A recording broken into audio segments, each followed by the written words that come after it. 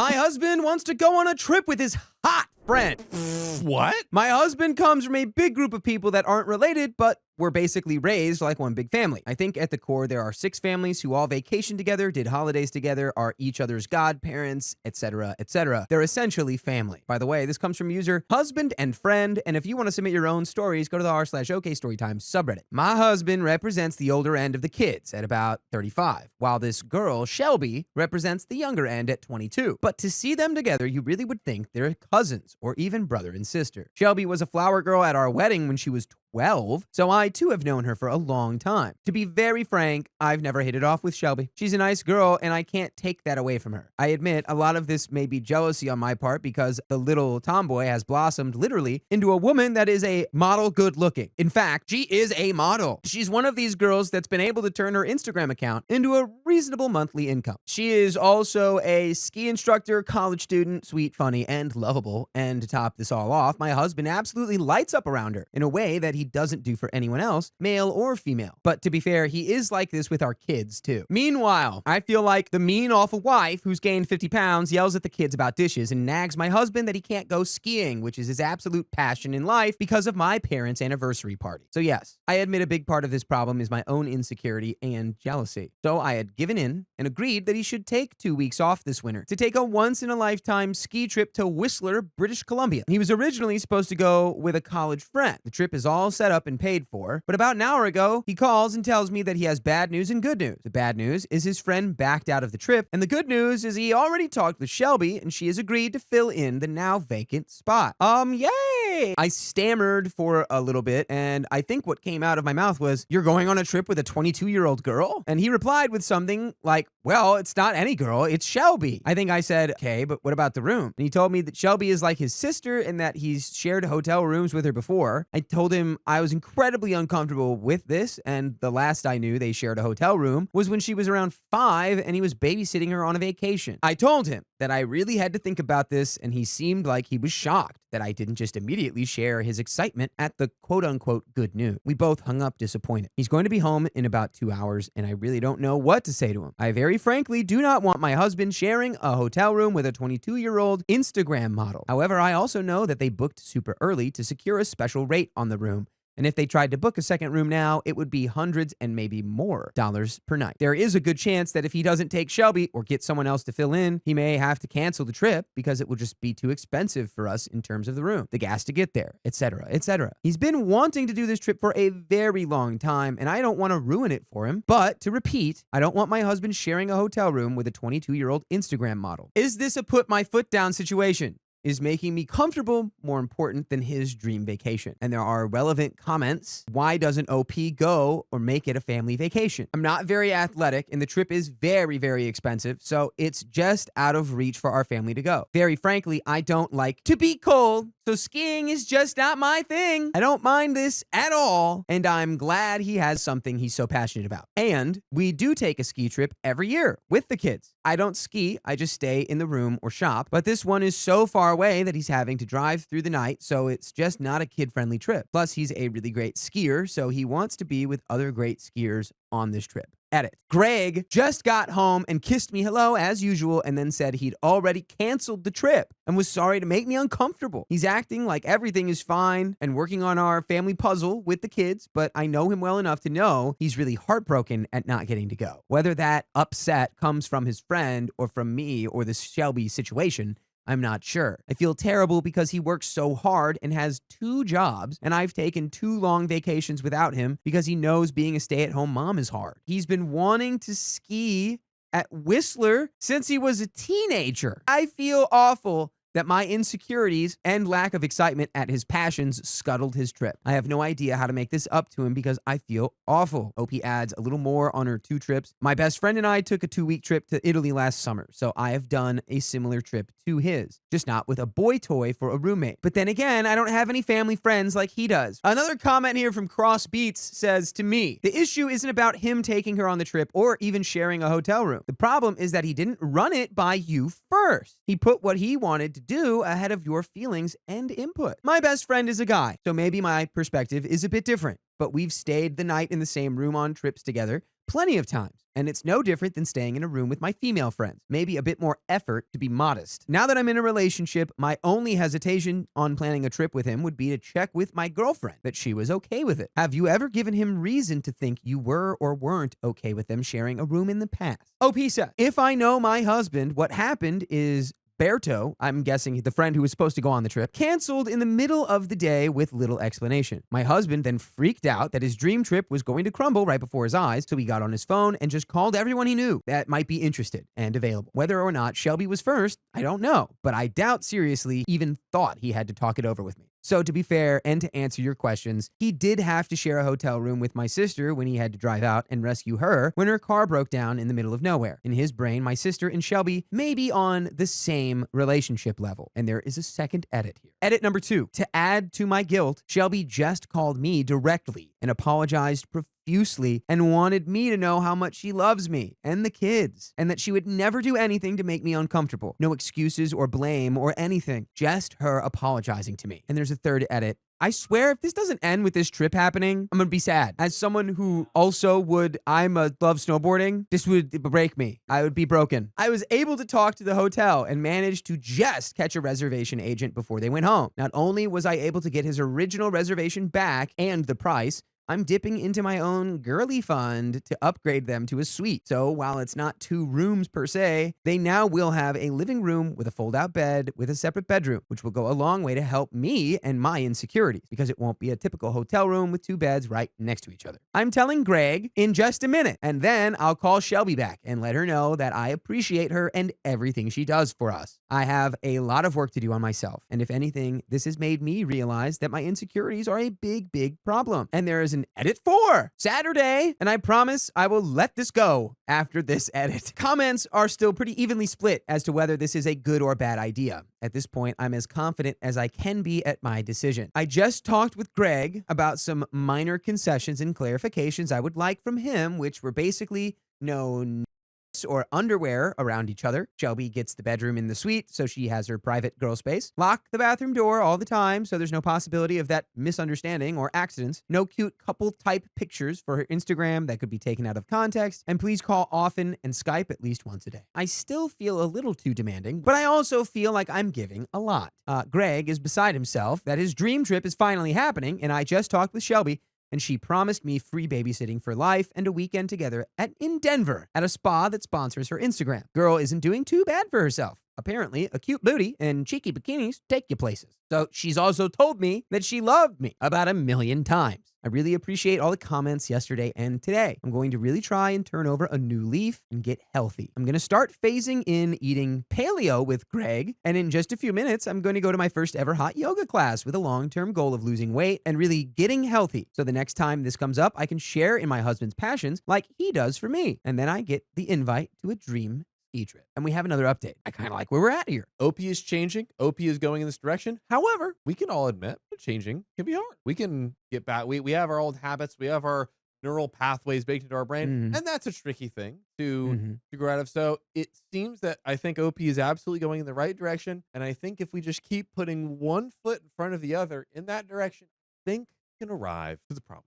What say you? I completely agree. Greg and Shelby just drove up to the house. Greg is getting ready for work, and Shelby is actually taking a nap in our guest room since she drove most of the night. The trip went very well, and they both had a great time. As for me being insecure, Greg did everything I asked of him to reassure me that there was nothing at all inappropriate going on. He called multiple times a day, and we Skyped for maybe 15 to 20 minutes a night, almost every night. I got a good idea of the room layout and saw that even though they were sharing a suite, they both had plenty of privacy. I did have one moment early on where the reality of my husband sharing a hotel room with an Instagram model in her 20s sort of took my breath away, but it wasn't Shelby's fault. Me and our 9-year-old son were on Skype with my husband, and I saw Shelby in the background wearing a swimsuit, getting ready to go to the hot tub. When she realized my son was on Skype, they have a very playful, almost flirty relationship. She leaned over my husband's shoulder and said something like, "Hey, AJ, I'm going to destroy you in Halo when I get back." But her front airbags were basically right on Greg's shoulder with her ample cleavage in full view. In my brain, I was thinking, Buster, if your eyes so much as look left, it's over.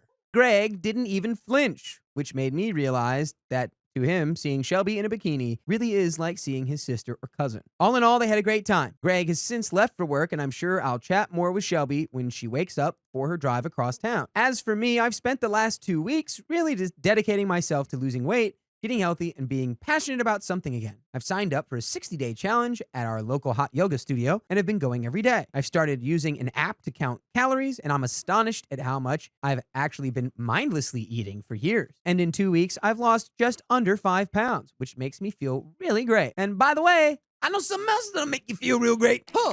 Listening to full episodes with stories just like this on Spotify, iHeartRadio, Apple Podcasts, and wherever you listen to podcasts. All you have to do is search the name of our show. It's OK Storytime. I had no idea this would blow up again, but thank you. Shelby just left to go to her apartment after we sat and chatted a bit. She's an amazing girl, and I get zero hint that anything went on. I'm just adding this here for the people who think she and Greg are shady. She was so appreciative, and she's going to babysit for us whenever we need it and do a girls' day at a spa in Denver with me when the ski season is over and her weekends free up. What's crazy is how this and my last post comments are so split down the middle. To just answer the most common questions in the comments, I was really kidding about him looking at Shelby's bikini. If he looked, but it was still a little shocking to see another woman and her more intimate parts so close to my husband. The hot tub pool was for the entire hotel, so as far as I know, they were never there alone, at least for very long. I should add that Shelby had a towel around her waist. I didn't go, nor had the option to go, because we have kids in school and Greg booked this trip last summer. They were leaving Sunday and his friend canceled Friday, so it was far too late to make 2-week childcare plans. He asked Shelby as opposed to other people from the group of friends because she's the only one really on his level when it comes to skiing. Upgrading to the suite cost me $50 a night extra, which was not cheap, but trying to get 2 rooms would have been $450 a night extra. This was the best compromise I could come up with. I'm still insecure, but I'm working on it. I'm not sure if I need therapy or if I just need to get something in my life other than kids and husband to look forward to. I was in quite a rut. The hot yoga has really helped because it's challenging and I've made new friends. And to the guys asking for Shelby's Instagram, funny, but no. Dang. It's okay. All right. Shelby, everyone, community. No, it's okay. No. It doesn't feel like Shelby's my wife anymore. This is Mrs. Dakota. It's not. Community, No. this is Mrs. Dakota. It doesn't feel right anymore. My sister is cheating, and I want to tell her boyfriend. Tell him. Tell him now. I, 19 female, have a sister, 25 female, with a long-term boyfriend of 4 years. They were college sweethearts. She suspects he will be proposing soon based upon how he acts. By the way, this comes from users Stars and All in the Sky. And if you want to submit your own stories, go to the r/OK Storytime subreddit. And OP says, 1 year ago, she, quote, ended a relationship with a coworker once he got transferred. They talked a little longer after that, but it faded after a few months. I told her I thought it was good her and her long-term worked through the affair. And then she told me she never told him. I told her I don't think it's right. She wants to marry him, and she never told him. She started to get mad and said it's no big deal, and that it's in the past. That's when I told her I will tell her boyfriend if she won't. She really blew up at me, saying that I'm trying to ruin her relationship over some guy across the country. What? He wasn't across the country when you cheated on your boyfriend with him, though. What are we talking about? This is not really a head scratcher here. You're like, oh, that's not nice and that's not right. I'm suspecting this is like the 19-year-old, the younger sister dynamic is like, I don't know. This is not a situation in which you really need your sister's permission. Your sister has done something wrong. And you have free will. It's being like, you can do this. You literally can do this without her. You don't need her consent to be like, can I tell on you? If your sister robbed a bank and you were like, should I tell the sheriff? Your sister's going to be like, no. But like, that would be the correct move. Anyway. So then I told her, quote, you only ended things because he moved. It's been a week since, and we've talked very little. Last week, we met again at a family thing, and her boyfriend was there. I told her again that she needs to tell him, or I will, in a week. She told me I was jealous and hated her. All right, cool. And that's when you like, all right, I do. And guess what? I'm going to tell him right now. Yeah. She said, you must be doing this because you want to hook up with him. I'm Ace, by the way. I told my mom and dad. My mom said it's up to my sister to tell him and that I shouldn't interfere. Bad. She thinks my sister's actions are wrong, but if she keeps it any longer, the universe will work itself out. Ah, okay. So is this not, I'm sorry, am I not a part of the universe? Is my desire to inform him maybe not an aspect of the universe working itself out? No, you're not in her universe, so you don't count. Ah, that's right. That's right. My dad doesn't know how to feel, aka doesn't want to disagree with his wife, and wants to speak with my sister. Would I be the a-hole if I told my sister's boyfriend of her past? No. No, it would be very detrimental to her future wedding plans, but you wouldn't be the a-hole. You didn't cheat on him. Yeah, and do you really just want this to keep eating at you? It seems like she's fine with it, but it seems like it's affecting you more and more, and you're like, I don't like this. You got to tell him, save this man. Yeah. She's just going to do it again. She's just going to do it again. She clearly has no actual remorse. She's just like, well, I don't ever have to deal with this because I didn't get caught and I never will. And I love the double down from her of like, you just want him for yourself. You're just a hater. Huh? Yeah. There's an edit to add. Thanks for all the comments. I'm getting the question why I'm thinking of doing this. Besides the fact I believe cheating is wrong and he has the right to know, there is a history of cheating in our family that my sister knows ends up super messy. Oh, she probably preaches it too. She's like, cheating is bad. Cheating is wrong. Cheaters suck. I'm going to do it. Yeah. The cheating in our family is not direct family, but with one aunt and one uncle. Both situations resulted in divorces and major complications. She also has a very nonchalant idea of cheating. She's joked to me she could kiss another man and her boyfriend is so chill he wouldn't care. She also leaves hard eyes on other men's Instagram posts publicly. I talked to her about this 2 months ago, but she says they're just friends. For her friends who are girls, it will be cute hearts, but for boys, it's the hard eyes emoji. And I've even seen the hot face emoji on one guy. Her boyfriend doesn't have Instagram. I don't think she would have ended the affair with the other guy if he hadn't moved. Obviously, I can't confirm that, but with what I have said above, I'm not sure. And there is an update. I think we tell. What's the worst that's going to happen? Your sister's going to be, I feel like she'd be like kind of upset that you told on her. And she'd be like, oh, wait, now I'm not dating him. I can go see other people. Yeah, it'll just be, I mean, you did warn her. You literally said, if you don't tell him, by the end of the week, I will. You're saving everyone the trouble. Yeah. Honestly. There's an update. There are 3 clear camps. Tell him, or be loyal to my sister, or just mind my own business. I'm still uncertain what I'm going to do exactly, but I'm making a new 2-part plan. Part 1. Why do you need to make parts? Why do you need to make a plan? It's a simple, just do it. Someone here suggested I speak with both my parents and sister about it together, and I'm going to do that. I want to tell him. If she genuinely thinks he will propose, he deserves to know, but I think she should get the chance to come clean. To be completely clear, they are not engaged. She thinks he will propose. I think part of the reason she thinks so is because our families have been getting closer lately. Part 2, I am Instagram friends with the boyfriend's sister. We send each other memes and stuff. I'm going to send her the public Instagram posts my sister has commented on. I'm not doing this through her to avoid being the direct cause. I'm fine if she tells him and will be open if he wants to ask me more questions, but it should come from someone he really trusts. I'm getting a lot of comments telling me this is a lose-lose situation. I really hate it, but I also hate lying, which my sister seems to have no problem doing. To those saying I should be more loyal to her and family is forever, these are her actions. Cheating and secrecy should not be normalized. There's an update too. Let's go ahead and get into it. Monday night, I had to sit down with my sister. I talked to her again, telling her if she wants to marry her boyfriend, he deserves to know about the past so they can move on. She just kept rolling her eyes and seemed so uninterested. Oh my God, how fast I would be telling him. I would be texting Rolling your eyes at me? immediately, like, hey, we gotta talk. Send. I told her, how would you feel if he did that to you? She said, it's different. It's in the past. Shut up. Shut up. What an annoying lady. I tried to explain to her that that is not different and asked why she thinks it is.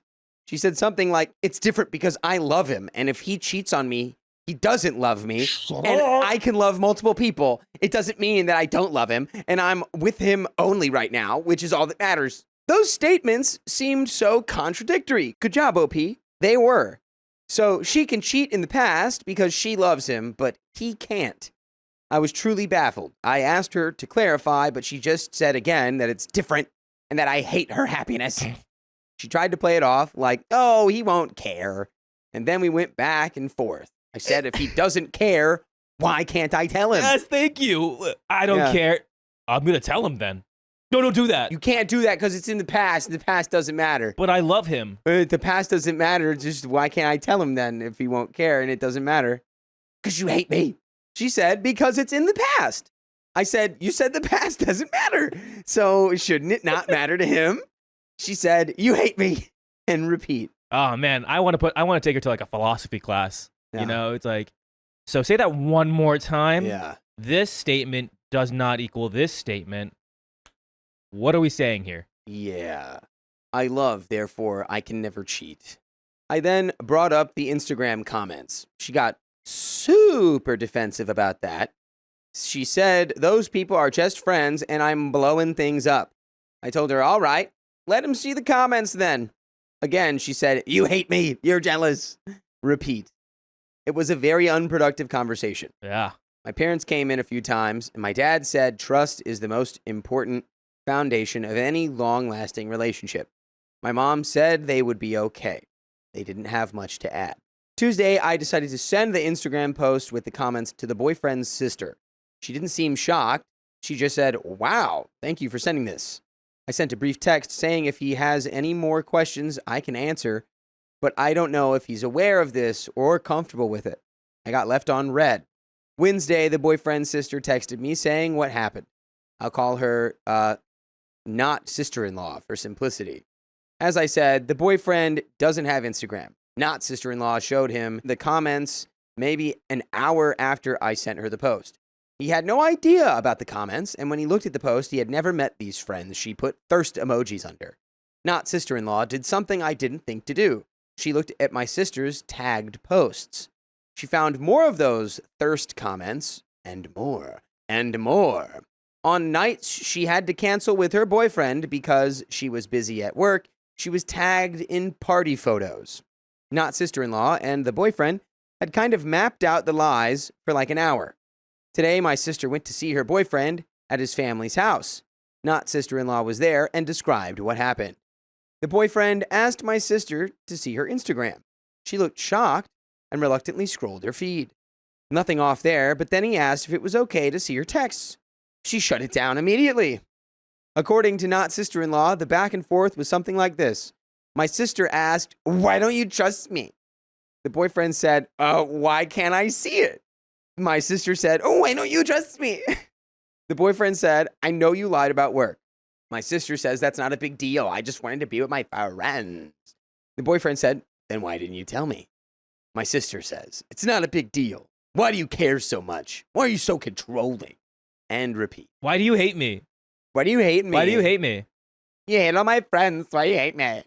Eventually, my sister handed over the phone. And oh my gosh, she is still texting the coworker. Dun, dun, dun.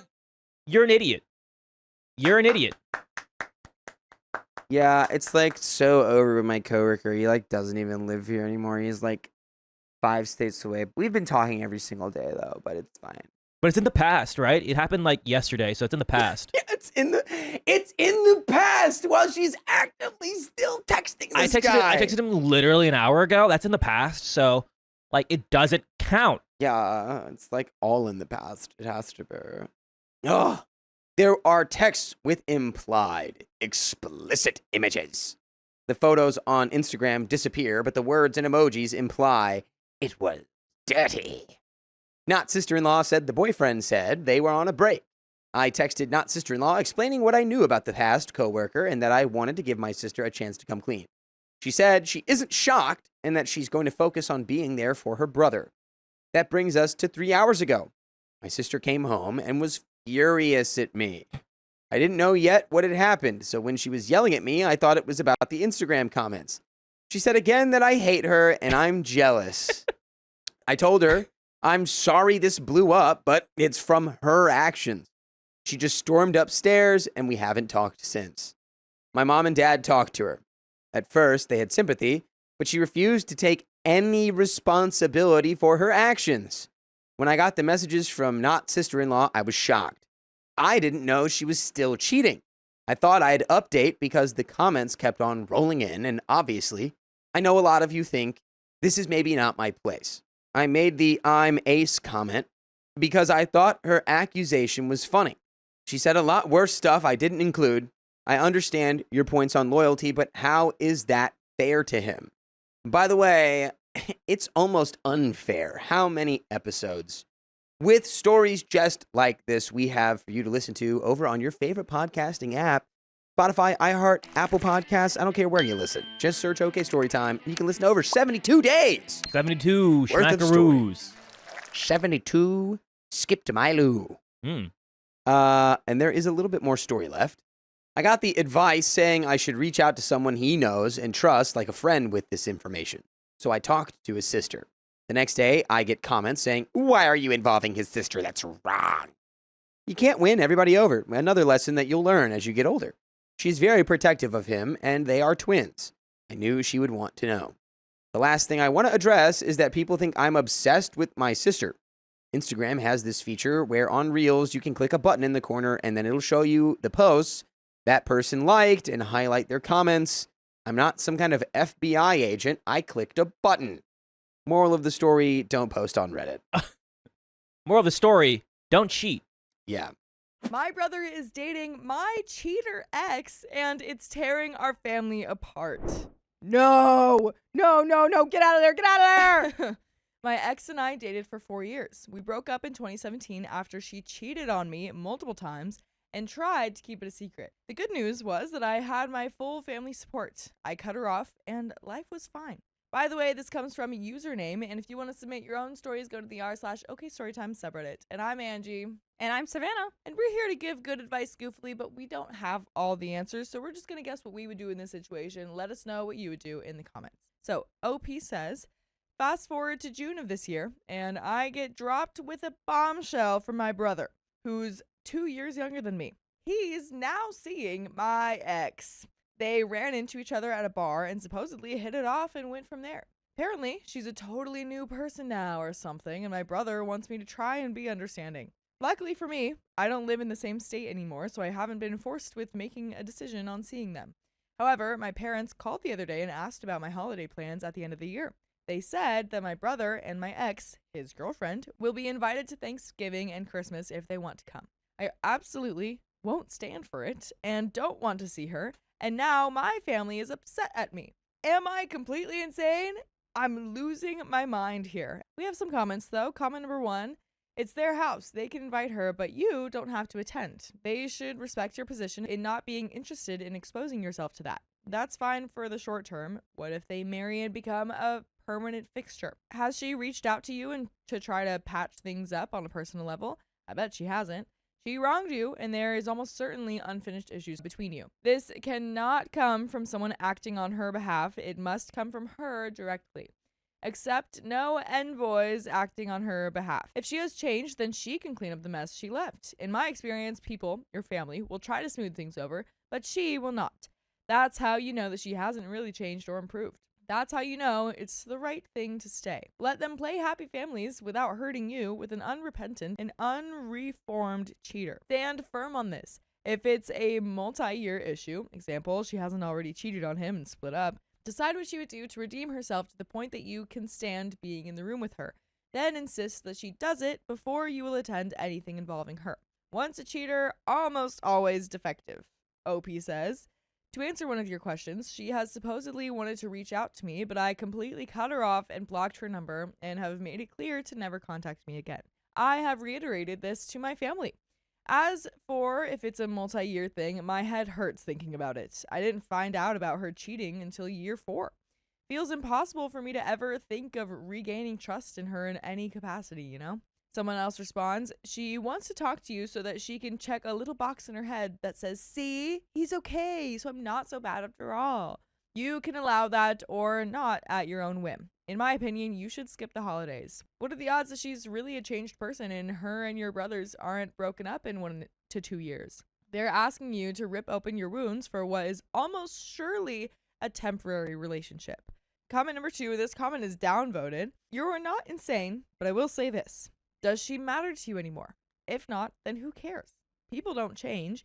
Your brother will find out soon enough what the deal is. Don't let it bother you. It's not worth your energy. OP says, no, she doesn't matter, but my family does. I hope I'll never have to use past tense. The biggest difficulty is my relationship with my brother. I don't know if betrayal is the accurate word to describe my feelings, but that's what hurts more. We do have an update. First off, I want to thank all of you who responded in the original thread. It motivated me to have a long and uncomfortable conversation with my family last night. I'm going to try my best to summarize the details and feelings of my family as I decide what to do from here. Brother. So we did a bit of a deep dive into the relationship. Essentially, they met at a bar at the beginning of the year. She sought him out, recognized him, and approached him. She said she had wanted to apologize to me for the longest time, but I was no contact with her, so it didn't work. She basically apologized to me through my brother, but he didn't really want to get in the middle. For some unknown reason, they just kept talking and catching up, and I guess they just instantly hit it off. Supposedly, she has been going to therapy and hates who she was then and the things she did. So they exchanged numbers, and it all went from there. He keeps trying to tell me that I would think she's a different person if I gave her a chance. Still have no desire to do so. I asked if I ever get brought up, and supposedly they don't talk about it much because she's ashamed of who she was then. Again, this is all from his perspective, so who knows what's real and what's rose-colored. We basically ended with him saying he's happy and he's sorry for how crappy of a position this puts me in, but to just try and give her and them a shot. And we're gonna go into the mom, but I have a lot of thoughts on that one. Yeah, me too. I just I don't know. If she wants to patch things up, like if she believes that like, okay, I, am in love with your brother, he's the one for me, blah, blah, blah, I see me being with him, then you have to recognize who you were before if you have changed, which I doubt. But, giving her the benefit of the doubt, Sure. you have to acknowledge what you did in the past, and you can't just apologize through someone else. You have to go up to that person, Right. even if they don't want it, if they are like, because in that situation, like if my ass came up to me, no way, No, absolutely no way would there ever be a conversation, would there ever be like a face-to-face ever, like no, like what you did and that's it. And if you want to go and do this, leave me out of it. But like now you're going to my family, like no, that's not okay. I don't like that. Exactly. What I don't like is that he's trying to convince OP that she's a different person and ask for her to be given a chance, but not so that she can start dating OP again. So she that's just such a weird thing of like, okay, I'm being asked to forgive my ex for what she did to me, not so that we can give it another shot. And not so I can give her a chance to try things again with me, but now to try things with my brother. That's just weird. It's just weird. It's very, very weird. And also, I just don't really like the whole, like, I don't know. If I didn't like your brother, I probably wouldn't like your brother. Like, I don't know. If I didn't like you, I probably won't like your brother. I don't know. You do not have to keep it in the family. Yeah, exactly. The conversation with my mom. For context, my mother is a very religious person, but in my opinion, she represents the best of religion. She's kind, generous, thoughtful, and all that good stuff. But she's also very forgiving, and I think that's where the issue is here. This was the hardest conversation. She admitted she had reservations, but searched within herself to try and find forgiveness if it was meant to be. So she was willing to give it a shot, and she's been happy with the two of them. It seems like they're doing all the right things in her eyes to earn that forgiveness. She started crying, which eats me up, and talked about not wanting to see her family torn up and to try and see if I can find it within myself to give this a shot. She said if I couldn't, that I'd always be her son, and a lot of other motherly stuff that hit me in the gut. I felt like crap after, but I had to talk to my dad, so I powered through. As for Dad, he's kind of always been the if mom's happy, then I'm happy type of mindset. Not much has really changed. He said he knows it's a tough situation, but to see if I can find a way to give it a shot. And by the way, I hope you give us a shot by listening to full episodes with more stories just like this one. Just go to Spotify, iHeartRadio, Apple Podcasts, or whatever your favorite podcast app is. Just search OK Storytime. There is a little bit more to the story, but yeah, I'm glad we're having these conversations at least. It's true. Seeing how everyone else is feeling. Yeah, because it's a weird situation. But also, like, to hear, like, if I were to have this conversation, like, if I were OP and I were to have this conversation with my, first of all, this would never happen in my family. Right. Everyone hates the same people in my family. Great. No, there will never be an issue on that. Yeah. Because it's one thing we can all agree on. Right. So, like, I think, like, if I were to put myself in this situation and my mom would be like, I think we just need to give her another chance and stuff, that would rub me the wrong way. Because then it's like, didn't you see what happened to me? Didn't you see me go through all of that? Don't you not want that for me and for your other son? Yeah. Like, you know? Yeah, no, absolutely. And it's just like, it's not even just like that this is going to be a problem in this moment, too. It's like, this is going to be a problem, something uncomfortable whenever you like hit milestones. Because then I'm going to remember hitting those milestones with her. And then I'm going to remember how confused and betrayed I felt thinking that she was cheating on me that whole time, you know? Yeah, exactly. So, yeah. Luckily, my dad said if it isn't something I can do, then we can do something separate from my brother and his girlfriend for the holidays. My mom is hurt about the idea, but he said he'd get her to come around to make sure that they get to see both of their sons in some way. So while it was nice to talk and learn more, I still feel stuck in the situation. I don't mind going back home and doing something separate, but not sure if we can dance around the elephant in the room. I told them I'd think about my decision and let them know in a couple weeks. I hope this helps, and if you have more ideas, I'll take them. Thanks, guys. And there are some comments. Comment number 1 says, sorry, OP, that stings. Long story short, your family has chosen the one who cheated on you over you. Someone else responds, why is the mother the one who is trying to forgive OP's cheating ex? She's not even the victim. Mother has a clear bias on which kid she likes, and it's not OP. Someone else responds, sounds more like they have 2 sons and just want them around for the holidays, preferably all together, but they're willing to be like the 2 Christmas kids to their sons' role as the divorce. Just go, make it super awkward for your bro and ex as you wonder aloud if she tastes any different in the Yule log. Crazy! What? Why did that come about? Huh? Don't say that, commenter. That's crazy. You only got one life. Don't hold on to anger. Don't take everything as a mortal wound. My wife cheated on me after I built her dream home. Ungrateful. Married 17 years with no children of our own. She's been divorced once and had 2 daughters that I helped raise who are now 28 and 23. We've always had open communication and what I felt was a great connection with a fulfilling, spicy sleep life. I work in the medical field and have been putting in overtime over the past 5 months.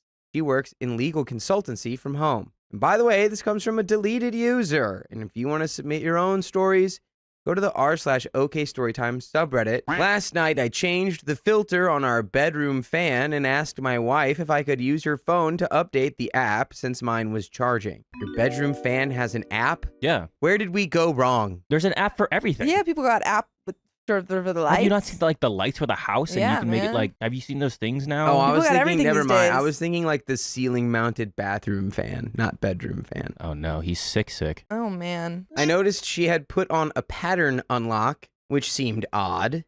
As I was finding the app, a Snapchat notification popped up that made my stomach drop. Quote, I'll bring the special toy. No, maybe she's talking about the Switch. Maybe they're just gonna play some Smash Bros. Oh. They're gonna smash. No. My brain understood the words, but my mind just stopped functioning. Oh. She asked what was the matter after several minutes of me staring at the fan. My wife has quarterly out-of-town meetings that put her 2 states away for 5 days, and I knew this was about her upcoming trip Monday. I've read hundreds of stories like this on Reddit and never thought I'd be sitting on my bedroom floor in such a cold, dumbfounded state. I recovered and said I was just getting info about the router. She had logged into Facebook on my Chromebook yesterday. I took a week's vacation on short notice and have been up all night reading her chats. I logged onto Verizon's messaging system under her number and found at least 15,000 messages dating back to February of last year. What? I don't even text that much. 15,000 messages? Maybe it was supposed to be 1,500. 15,000 messages over a I year? hope so. 1,500 makes a little bit more sense. That's like 15,000 is like, how could you not notice? Wait, hold on. How could I'm you doing not that. notice this 15,000. if there's 15,000 messages? 15,000, 41 texts a day. Okay. That's a lot of texts a day. actually. I don't even text Carly that much. Like 41, like A day? a day. Y'all need to text your girlfriends more, okay? You're texting I text 41 my times a girlfriend day. 15,000 texts A a day. day. Of what? Just It letters. just says, Is hey, it- hey, Is hey, it hey. code? It's code. No, it's all of your texts have been separated by By- letter. by Send- letter, I was gonna send say, all my yeah. messages one letter at a time. Yeah. like a maniac. Different fonts and little emoji. You read it top to bottom. No, you should do it from bottom Like to top. Japanese. Yeah. She stopped using Verizon messages about 3 months ago and switched to Snapchat because it's more discreet. It's a younger man from work who is married with 3 young children.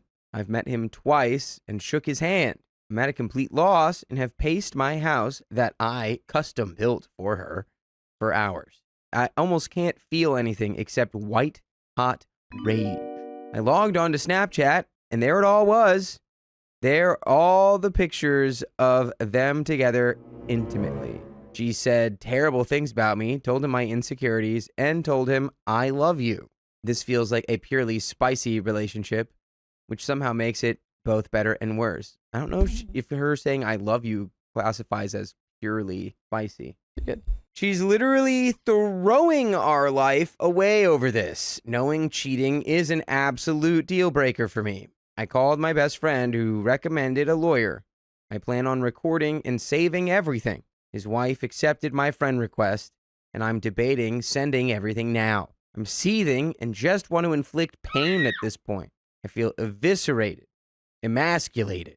I found the special toy already packed in her carry-on. It's remote controlled and also has an app. We have lost God's light. What are you talking about?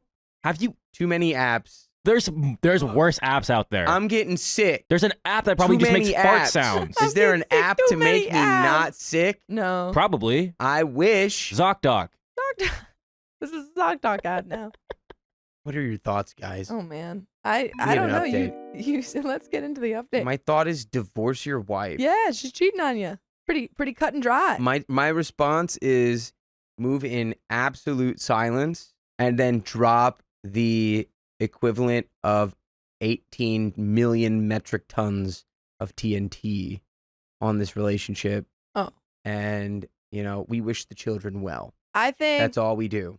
We wish the children well. I think we confront her and divorce. Well, first you get a lawyer, and then you figure out what you can do, and then you go and say, "Hey, I know you're cheating. Here's the papers." Hide her toy. Yeah. What? Make her go crazy. Anyway, let's get into this update. Put all of her belongings in the shower because she's disgusting. I met with the lawyer who told me to forget any Hollywood-style confrontation. She said there are 2 routes: contested or non-contested divorce. I would have to notify my wife that I've retained counsel. My wife came home around 7:30. I asked if there was anything she wanted to talk about. She said nothing other than the election. When she asked what was bothering me, I said I was curious why she had a remote control buzz in her luggage.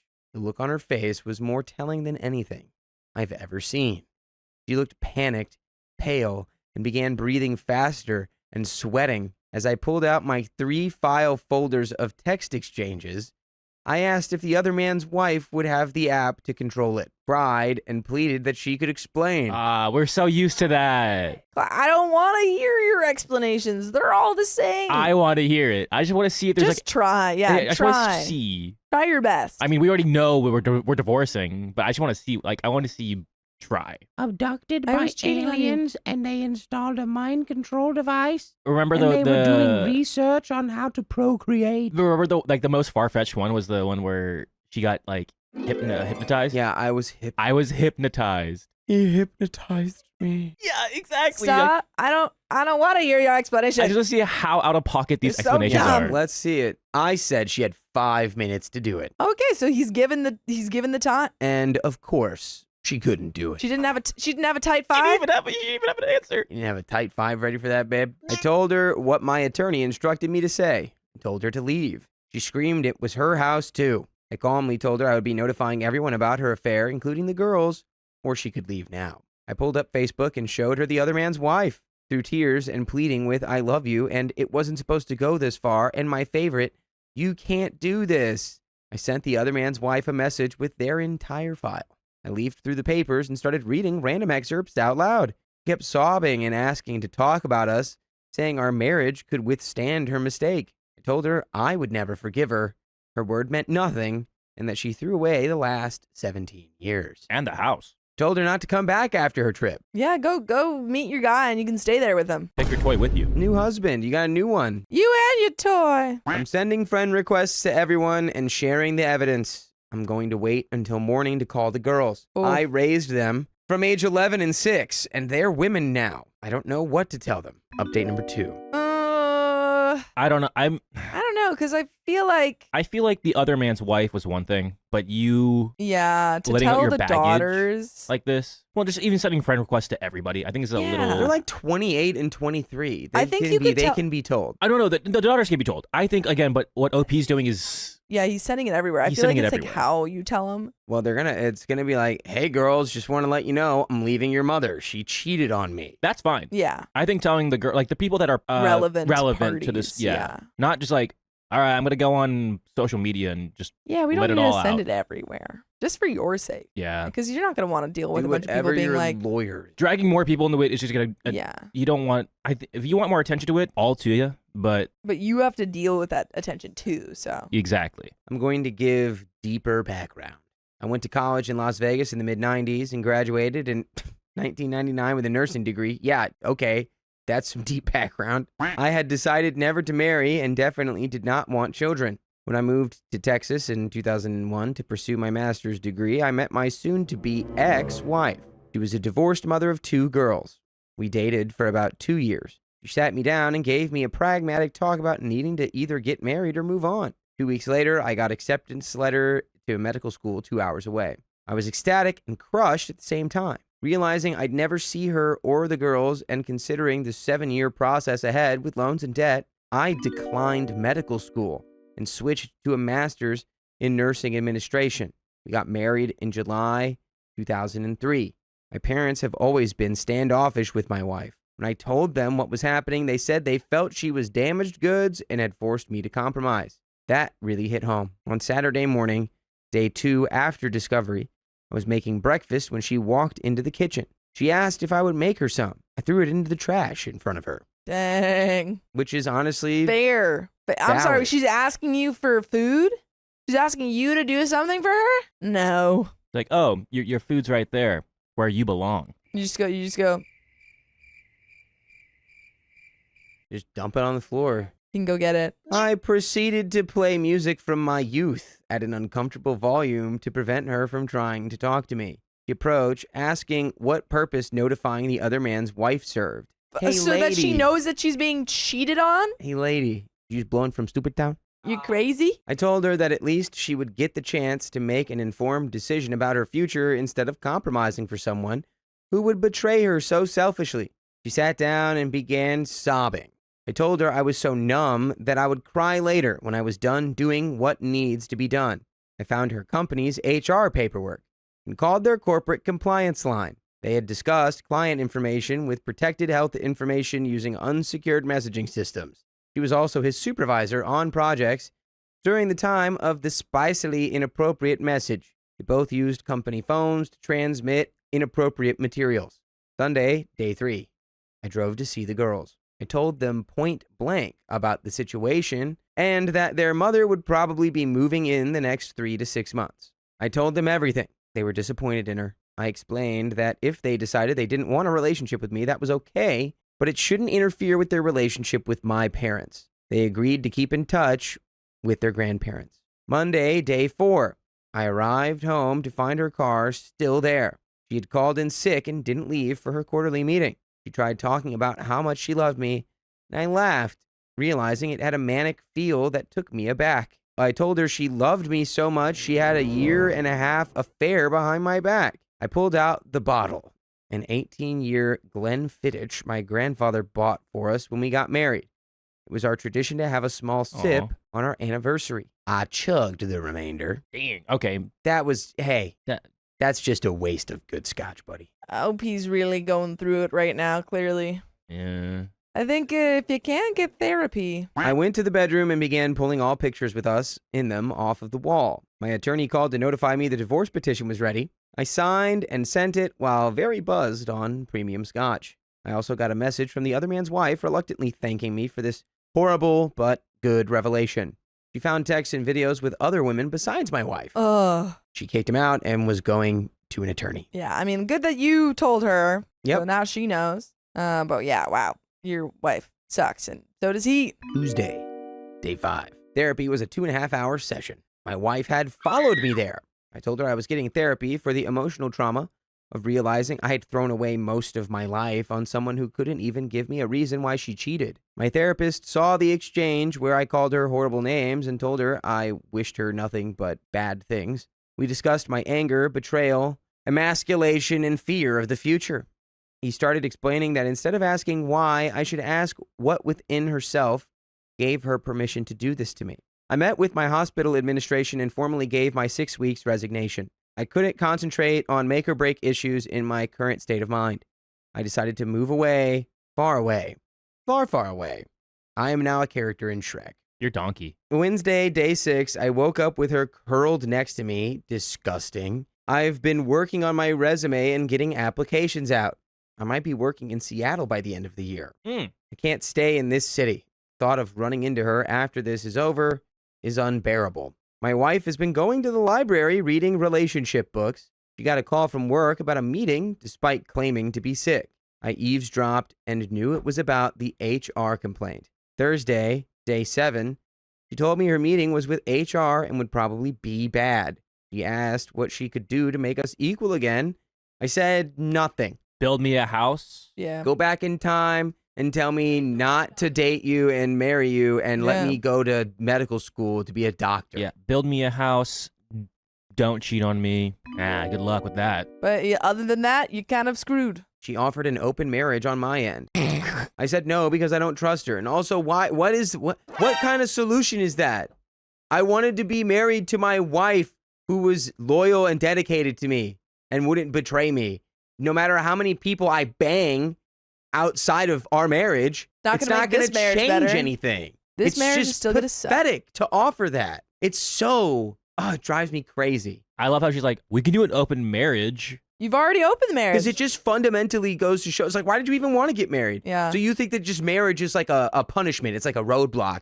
And that, okay, I'll let you have the treat. I'll let you have the carrot on the stick. That is, you can go have other women. Yeah. It's like, it doesn't fix anything in the marriage. OP doesn't want to cheat on you. You were the one who sat him down and said, look, we either have to get married or move on. And now you say that after you get caught cheating. You're absurd. I asked what I did that made her so unhappy that she did this. She said I was beyond great.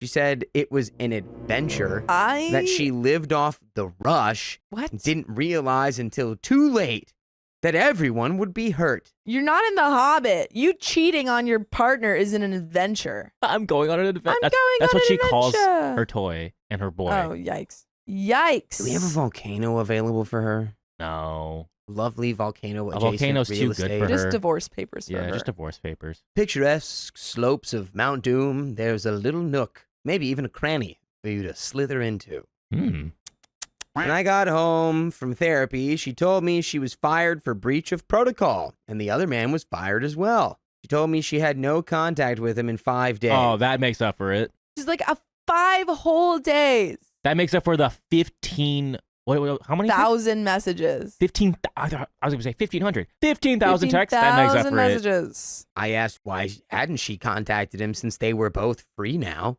She said I was the only one she wanted. Too late. I said she had all of me, and it still wasn't enough. I told her about all the compromises I made, declining medical school to get married, not wanting children but accepting hers. I made those compromises for our love, but obviously I had misplaced my trust. I told her I would never love her again and that at best I would treat her like a spicy sleep toy. I said it was just a week ago she was the first person I thought of when I woke up and the last when I went to sleep. Now it hurts too much to think about her. And there's been a third update. Yeah. Well, there's no way that you can save this relationship. No. No matter what she says. But yeah, I think that keep going to therapy.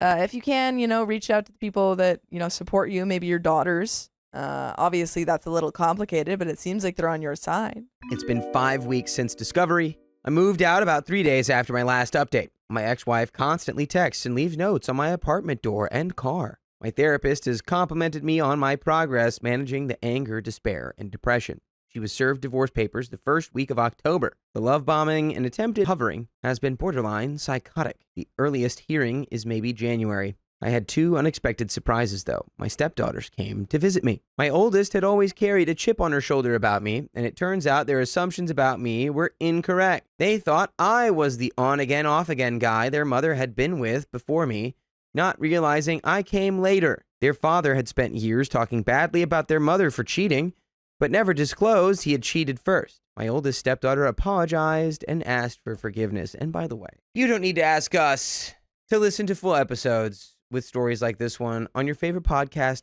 app. Spotify, Apple Podcasts, iHeartRadio, wherever you listen, just search OK Storytime, and you can listen to an absurd, frankly, amount of podcast episodes. We have just a little bit more story. Yeah. I think I accept the apology of my stepdaughters, and I just move on. Yeah, I think with the stepdaughters, that's a little bit of a complicated situation for them. But it seems like they, really love you and don't support their mom in this. Because he did raise them. Yeah, he said he raised them from like 6 or 11 to... From like 11 and 6. Yeah, 6 and 11. Like, you're their dad. And they're in their late 20s now. 28, 23. Yeah, that's like, you're their dad at that point. The second surprise was a coworker who found out about my pending divorce.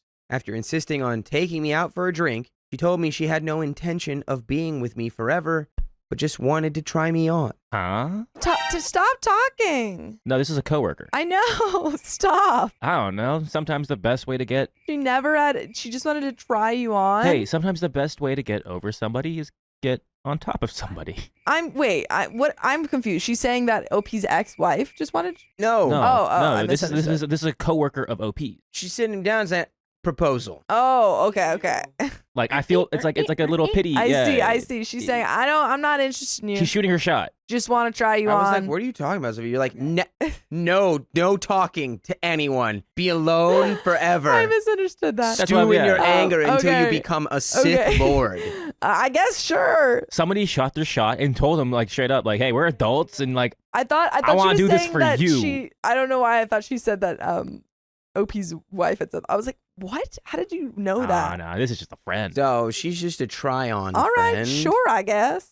She's been spending nights a couple times a week, and it's something I've enjoyed. Yeah, there you go. Heck yeah. She even helped me pack and drove me to the airport for my interview in Seattle, which I crushed. That's a good friend. My lawyer said there's no alimony in our state, but infidelity with proof affects asset division, probably 70-30 in my favor. Nice. The house sale will be substantial. Not enough to justify 17 years down the drain, but I'm contemplating a 3-month European tour. I'm feeling again, and it's been fairly positive.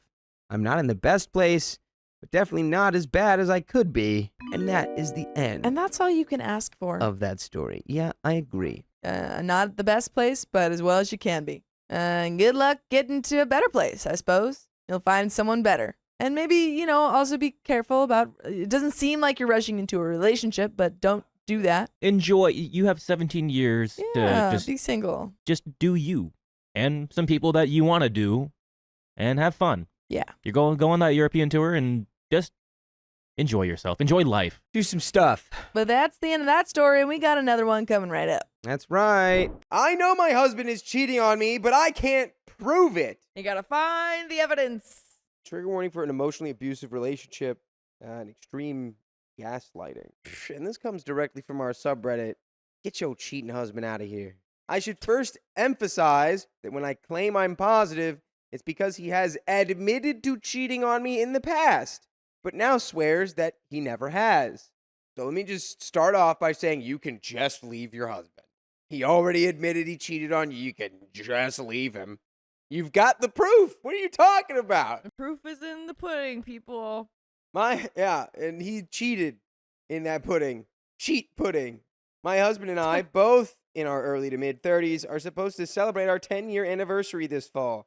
It has been a very rough 10 years. By the way, this comes from user oddsorbet6733, and if you want to submit your own stories, go to the r/OK Storytime subreddit where this story was submitted. As OP says, when we first met, we were both out of very bad marriages. I have kids with my ex who made my life horrible for years anytime I tried to move on. My husband's ex was a heavy drinker who made horrible choices under the influence, including driving wasted and getting caught cheating. We clicked instantly. Trauma bond. Like, oh, we both have terrible partners. Let's be together. Perfect.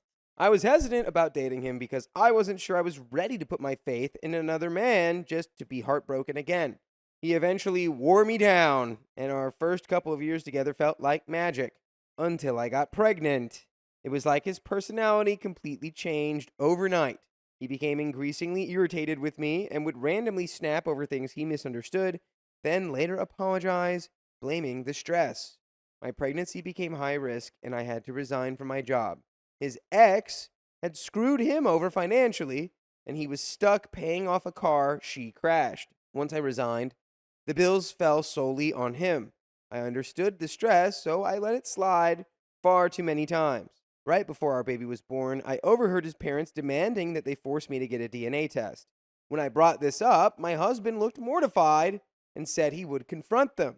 After random CPS visits to our home, we decided to move away. Oh, so his parents are terrible too. My husband was certain it was his mother, since all the information given about me and my kids was incorrect.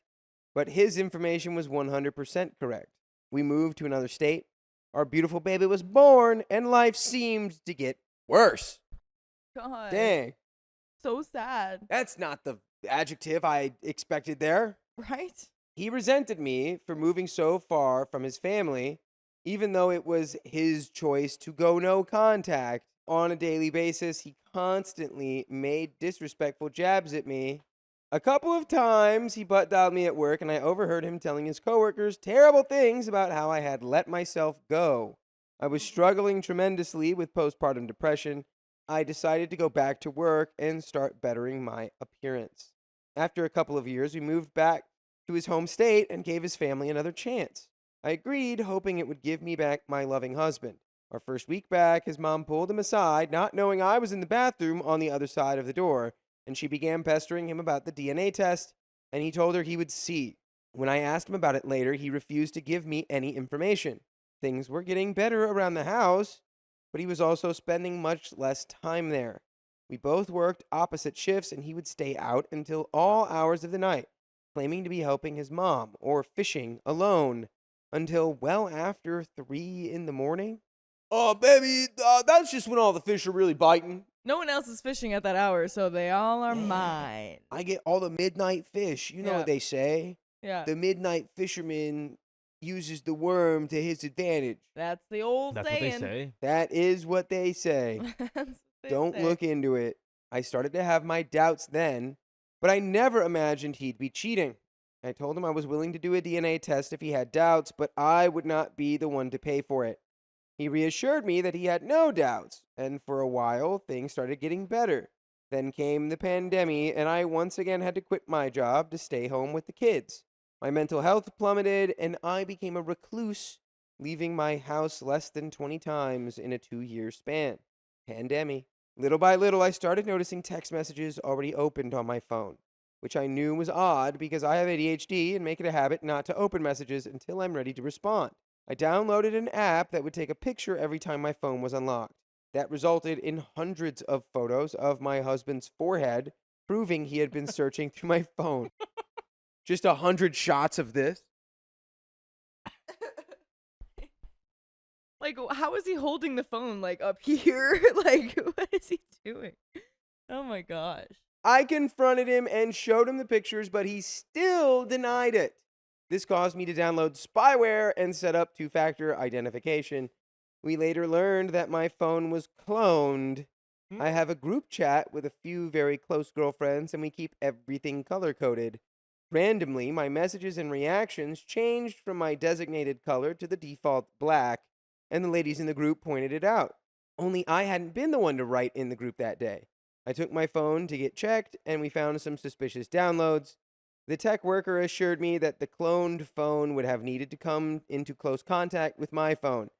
Since I hadn't seen my ex in over a year, that was highly unlikely. But by the time quarantine lifted, my mental health was the lowest it had ever been. This is so much. This is way too much to be like, I know you're cheating. Like, Yeah, right. If he's already admitted to you that he cheated, he cheated. the fact that your app has the, like, it takes a photo and he's like, this is like way too much to really, like, I got you. Yeah. So before the hacking, I had started making a name for myself with my artwork and short stories. I was getting close to 20 commissions a week.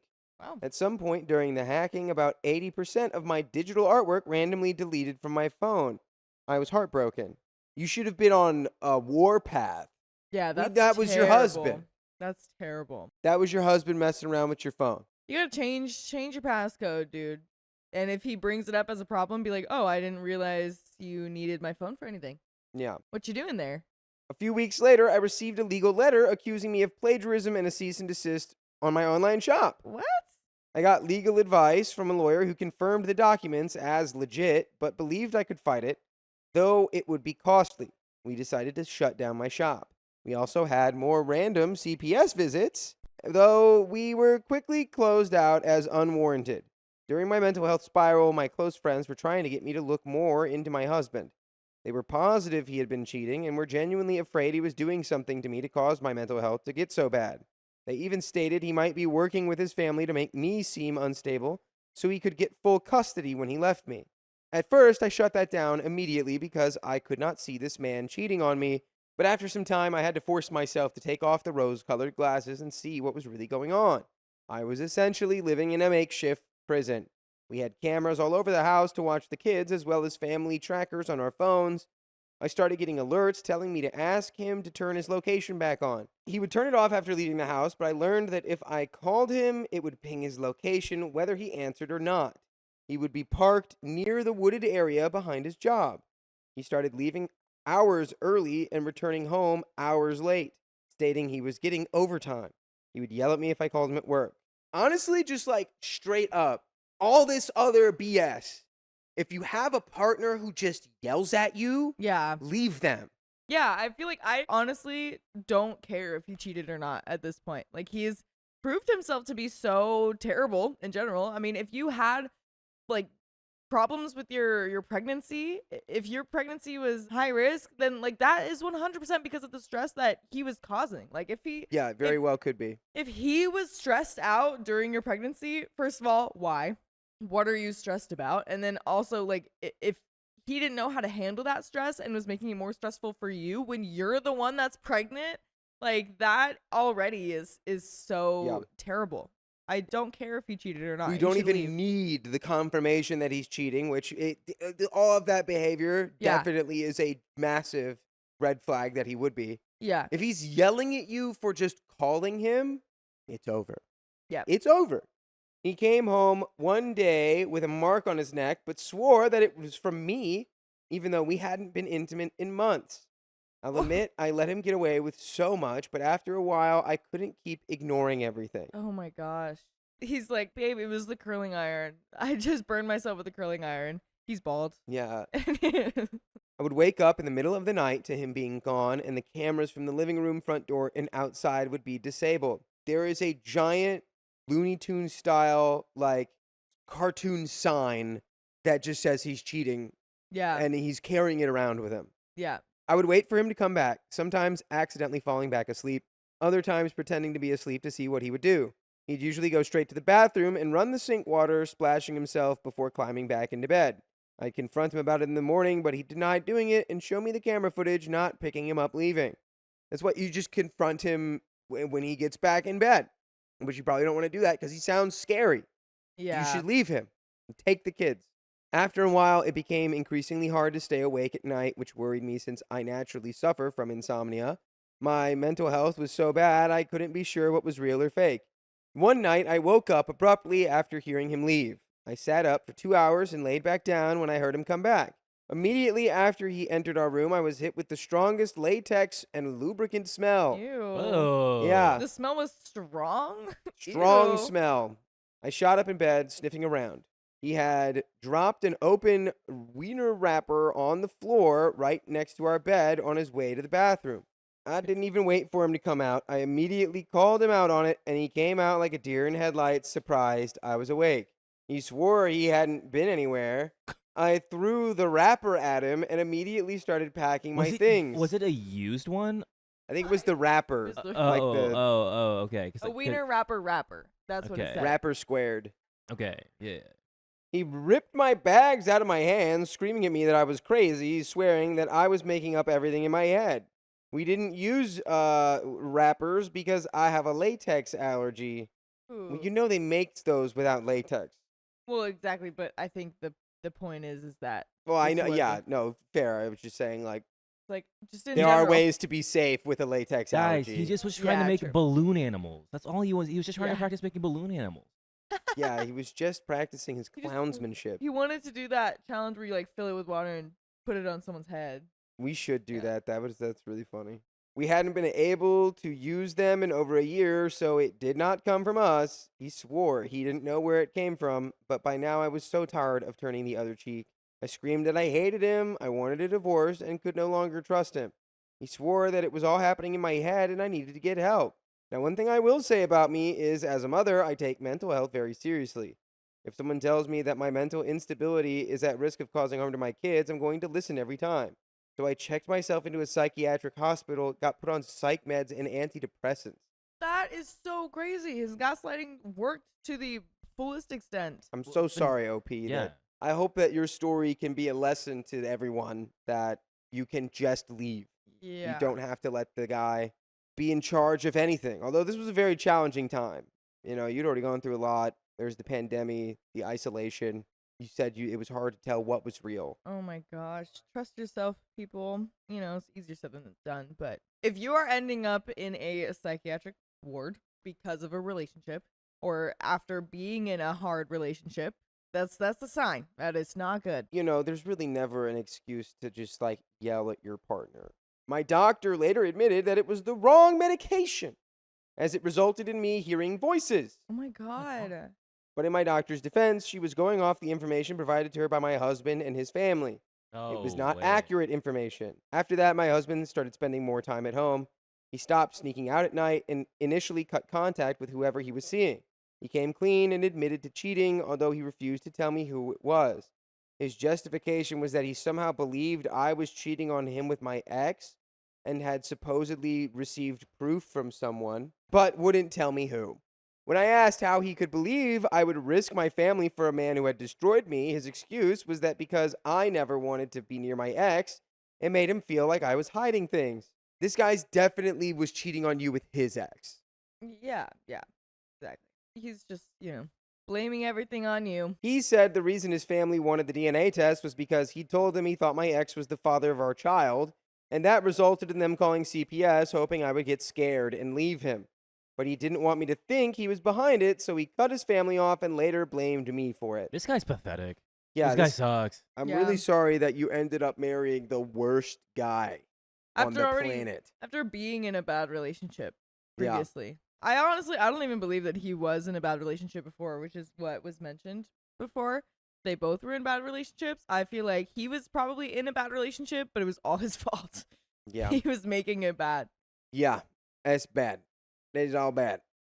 We decided to do couples therapy. Spoiler, it's been 2 years and we still haven't gone. What? I stopped bringing it up as I realized it was never going to happen. But he was home every day, being my loving husband again. He would stay on the phone with me his entire workday, which honestly just upset me because it proved he'd been lying for years. I was going to individual therapy weekly, so I felt we were finally moving past it. Fast forward to now, we have new phones and new numbers. Why? I know that you've been through a lot, You need to leave this man immediately. Why put yourself Please. through it more? I get it, but it's like, what's holding you to this relationship with this man now? You need to lean on your family. This man has put you under some sort of spell, and you need to get out of this relationship. Is he hot? No, it's definitely not that. You need to take your kids with you to your family's house and divorce this guy and cite everything that has happened as the reason why. This is not a situation that should be fixed. It should be fixed by leaving. That's the only way it can be fixed. I haven't had a single issue with my accounts being hacked since, and my mental health was the best it's been in years. My psychiatrist ended our sessions and removed me from all psych medications with a detailed note on why I don't need the medication in case someone tries to use it against me. I'm still in individual therapy, and I'm no longer having trouble staying awake. Our 10-year anniversary is coming up, and we have never had a good anniversary. I learned a few years ago that the reason he chose this date was it was the day before his anniversary with his ex, so he's always bitter on our special day. Why did he choose a date? Is there not like a factual like anniversary that you could decide to go with? I know some people, like, if they have a kind of, uncertain beginning to their relationship, they will choose one, but I feel like if we're choosing one, that's not a good one to choose. It's also like a terrible excuse to be like, it's our special day, but you know how I feel about this day. Yeah, Sorry. It's like, I feel like you should be over that. I feel like you should be done. For 10 years too. 10 years. Oh, I forgot. That's how long they were together? 10 years, and he's like, I'm gonna feel a little down today. I'm just not happy. This guy's lame. The worst. One of the worst. Increasingly over the last few months, he started acting distant again. Short responses, staying in the bathroom for hours, intentionally misunderstanding me, and as of the last 3 weeks, constantly getting me mixed up with things he did with other people. I asked him if I needed to be worried, and he rolled his eyes at me. I told him I was afraid he might be cheating again, and he blew up at me, saying he's never cheated on me before, and he's tired of me accusing him. He literally admitted to it. Yes. Literally admitted to it. That's crazy. And then, like, while she was in the psych ward or something, or while she was on the wrong medication. Right. OP continues, I reminded him that he admitted it, and he There you go. swears that he never admitted to it, and that it's in my head again. Yeah, you need to leave this guy. This guy's crazy. He's got you questioning literally like what's real, and like if you had no mental health issues to the point where like you were delusional about what was really happening. He was trying to convince you that him cheating on you is a delusion in your own head, which is not true. Would we call this guy psychotic? I don't know. What's the term for this kind of person? Because this Yeah, is- he's psychotic. That works for me. This is Yeah. psychotic. To be able to do this is psychotic. I didn't sleep at all last night. So while the kids were at school today, I decided to take a nap for a couple hours. After waking up, I saw an alert on my phone that someone had accessed my bank app at exactly 12:58. Oh, I knew for a fact it wasn't me because my alarm didn't wake me up until 1:30, and I haven't downloaded the bank app on my new phone yet. I was panicking to my husband about it because it means someone's still accessing my private information somehow, and he annoyingly said it was probably me and I had just mixed up the time. I told him it couldn't have been me because I was asleep, to which he promptly replied, how could you have been asleep when I was on my lunch break at that time and we talked my whole break? I pulled out my phone, showing him the time logs. We stopped talking at 10:44 when he told me he was going to call the electric company and call me right back. But I told him not to worry about it because I needed a nap desperately. I tried to pry more from information about this supposed phone call because he often mixes up our conversations with things he swears I tell him, but I genuinely have no idea what he's talking about. Babe, he's trying to gaslight you into just being like, oh, I'm unwell and I don't know what's going on. I have to listen to him. mm-hmm. Leave him. This guy is like unbelievably abusive, and you need to leave him. If you are still with him, you need to be gone yesterday. Call your family, call your friends. Your friends were telling you they were concerned about this guy. Anyone in your support system who could help you right now, you need to talk to them and just fully go no contact with your Yeah. husband. Serve him divorce papers. Let lawyers handle it. It's over. It needs to be over. The fact that you're questioning your sanity on a daily basis, pretty much. Come on, what's the underlying denominator here? It's always him. Yeah. You're like this, and then you're like, wait, did I do this? He's like, yeah, no, you did do it, and it's oh boy. I feel like once you get out of this relationship, it's gonna be the biggest weight off your shoulders. Yeah. Truly. My gut lately has been screaming at me to pay attention. I checked his phone tonight for the first time in over a year and found nothing. Literally nothing. No call to the electric company, no calls from his boss, nothing, just our phone calls. So he's got a second phone. I also found out he has a work phone, but he doesn't bring it home, so I have no way of checking it. I know he's cheating again. I'm not stupid, I'm just tired. Too tired to fight, too tired to care. I tried to give him an easy out, but he won't take it. And by the way, you can listen to full episodes with stories just like this on your favorite podcast platform. Just go to iHeartRadio, Spotify, Apple Podcasts, wherever you listen, and search OK Storytime. We have a little bit more story left, but it's time to leave. You summon the courage, lean on your friends, lean on your family, make sure, the kids are okay, and leave your husband. He's abusive. I'm so afraid that if I start digging again, I'll send myself back down a spiral that I genuinely can't afford. I'd rather just not care. I have no family, I have no friends, and I live in a state that I have zero ties to and aren't afforded any resources. What happened to the friends in the beginning of the story? Anybody. Find local shelters, anything. There has to be some way. Anything is better than this. I'm stretched so thin I'm basically saran wrap, just clinging to myself to keep myself together. My therapist says I'm handling it all pretty well, but I don't think I am. I stay up every night and just cry all the time.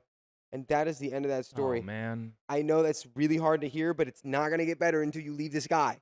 Yeah. It is not going to get better until you leave this guy. I don't know how your therapist is not telling you the same thing. Therapist has got to be in cahoots with the husband. But again, even if it's, because this is one of our own, by the way. Change your bank information as well. There's some comments I'm seeing. Yeah, can't call the bank, cancel everything, change all the bank info, 100%. I'll go ahead and message you, OP, and make sure, everything's okay, especially with everything.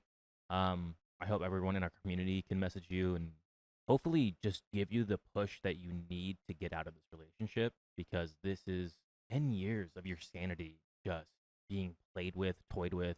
It's not worth it. You deserve to live a good life.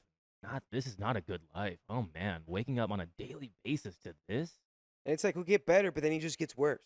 Yeah, and you're taking like breadcrumbs. He lied to you. He got you on psychiatric meds you didn't need. You were hearing voices. This guy's not a partner. Just get away from this guy. Yeah, that's all I can say. We can just read the next story. That's all we can do. My wife cheated and begged to see her affair partner, so I told her to leave. Yeah, go find your affair partner. My wife and I have been married 8 years, together a few years longer in total, and have 2 small kids. This year has been tough, but we have had our arguments, but nothing that I would ever think would push my wife to cheat. By the way, this comes from Apprehensive Cost 496. And if you want to submit your own stories, go to the r/OK Storytime subreddit. I'm Carly. And I'm Angie. And I'm Keon. And we're here to give good advice goofily, but we don't have all the answers. We only know what we would do, so let us know what you would do in the comments. Anyways, I noticed her lately being distant and uncommunicative and decided to confront her one evening. At that time, she said she was not happy and couldn't feel a spark anymore. At first, I freaked out on myself, thinking I was being a non-attentive husband, truthfully an issue. However, the next day, I caught a very strange message on her phone that was extremely lovey-dovey. I took a look and then found my wife was messaging a man for a long time with lots of I love yous and plans for a future together. Oh my goodness. I contacted a couple of lawyers for advice and got my head on straight and calm. I confronted my wife a couple days ago calmly and asked if she was having an affair, and after a couple minutes, she admitted everything. It's been going on for 6 months, and she claims it's the deepest emotional connection ever. Complete BS, but whatever. To end it all, I gave my list of boundaries: cut off contact, marriage counseling, etc.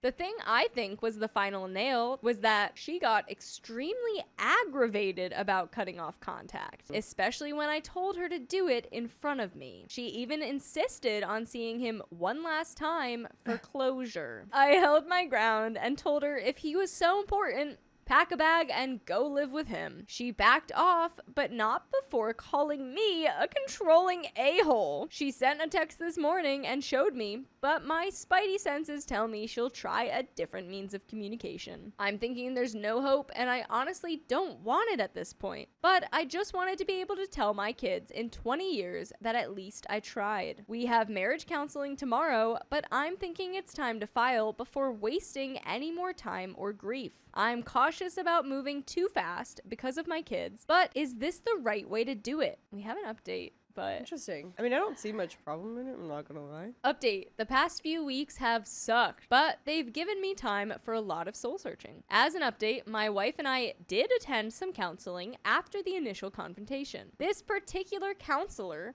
has been very good about listening to both of us without assigning blame and helping us navigate our new reality. She's also helped uncover some structural issues in our relationship. While that doesn't at all excuse my wife's behavior, it's helpful at least knowing for a future relationship and not repeating the same mistakes. As I've mentioned before, my wife's initial reaction to my boundary about cutting off contact with the affair partner appeared to go unheeded. I did catch some small messages between them before she completely went dark with her chat logs and phone. After seeing that, I decided to file. She was served a few days ago. In parallel, I decided to have a heart-to-heart with my father-in-law since we're super close. I needed to prioritize support for our kids versus our relationship, as I could see my wife wanted to sweep this under the rug. I think if you realize that she's going right back to where she was with everything, you did give it a try and you can stop now. Totally. Yeah, I think you could say that you tried now. You did try. Yeah, she didn't. Quite so. literally. She went right back to him. Yeah, exactly. Needless to say, my wife was initially extremely upset.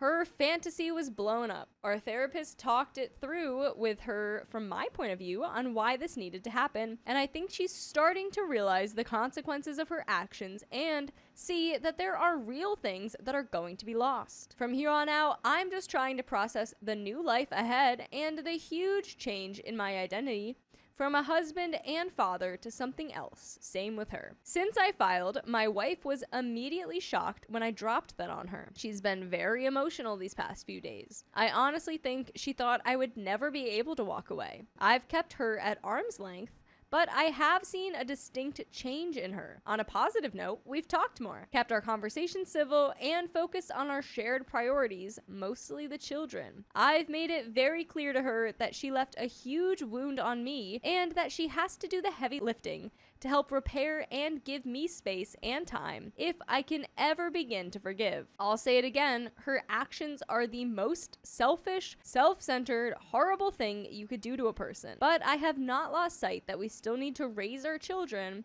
and that is now my focus point as I navigate how I will move to the next phase of my personal unhappiness. We have another update. Gray rocking again. I was waiting for you to see. Well, it was like it's back. I feel like I've heard that term just in general before, but I've never seen it in these stories except for this It's whole haunting 24 you. hours. The It's 24 just hours weird. of gray rocking. Yes. Purple rocking. Like, is this just like a Turtle becoming a rocking. popular term now, or like what is this? Oh.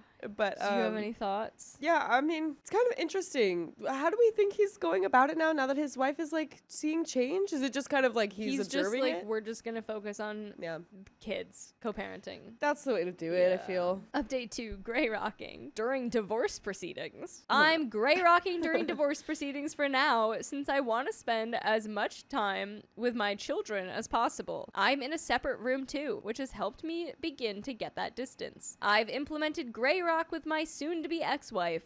I generally try not to be interested in any discussion, but have to fake it a little, especially with the kids around. They're still small, but they try to be upbeat as they can sense a lot. I'm also not making myself available in the evening anymore. I'm going out with friends, working out, whatever. It's a delicate balance. I want as much bonding time with my kids and have sucked it up for family dinners and whatnot. Update 3. How did you deal with your kids after infidelity? I have 2 little ones under 5 years old. So far, they don't know what's happening, and my soon-to-be ex and I are acting amicable and doing activities with them. Mostly separate, but once in a while together. and trying to keep them on their normal routine. Despite my anger and frustration at the selfishness of my soon-to-be ex, we've both acted in a way to not impact them. So far, she hasn't abandoned or treated them badly by any means, but I do spend more time playing with them, and I see her spending more time on her phone than interacting with them. We also agreed on no bad-mouthing or negative talk in front of them.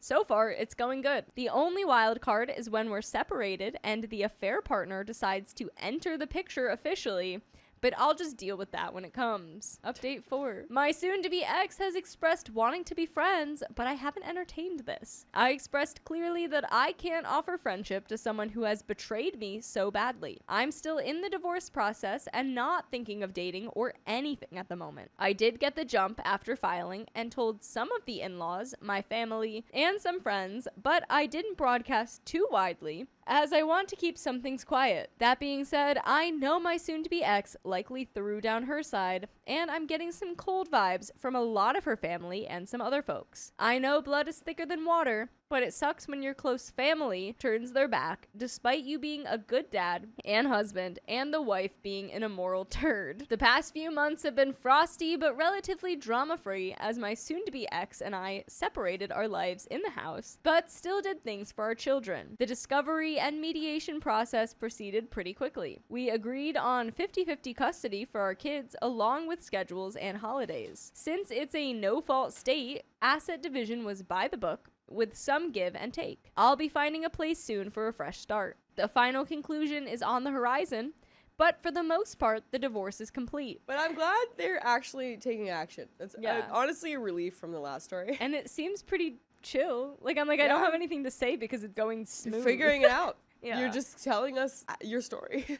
Update 6. I was recently informed that my cheating soon-to-be ex had also cheated on her previous fiance with a married man a couple years before we met. Now you find out? The affair partner unfortunately passed away. Just goes to show the empty hole in a cheater never gets filled. But you can always have your fill of episodes with stories just like this one. Go to Spotify, Apple Podcasts, iHeartRadio, search up OK Storytime. Great job. Great job. Seems like you guys have a weird dynamic, but also, I mean, it seems like that's what's working. Yeah. You know? Update 7. It still hurt to have to type this out and say goodbye to the life I thought I was going to have, but I have accepted change is necessary and full speed ahead. As of today, the official decree went out and I'm no longer married. I also picked up the keys to my new house and will start the process to move as soon as possible. I chose to take a buyout as I felt it was best to start fresh in a place of my own to make new memories, and I got really lucky. I found a nicely kept up house barely a minute away from my current home. I wanted to be close to my kids because they need to know their dad is close by for when they need me. Aw, we actually get an ending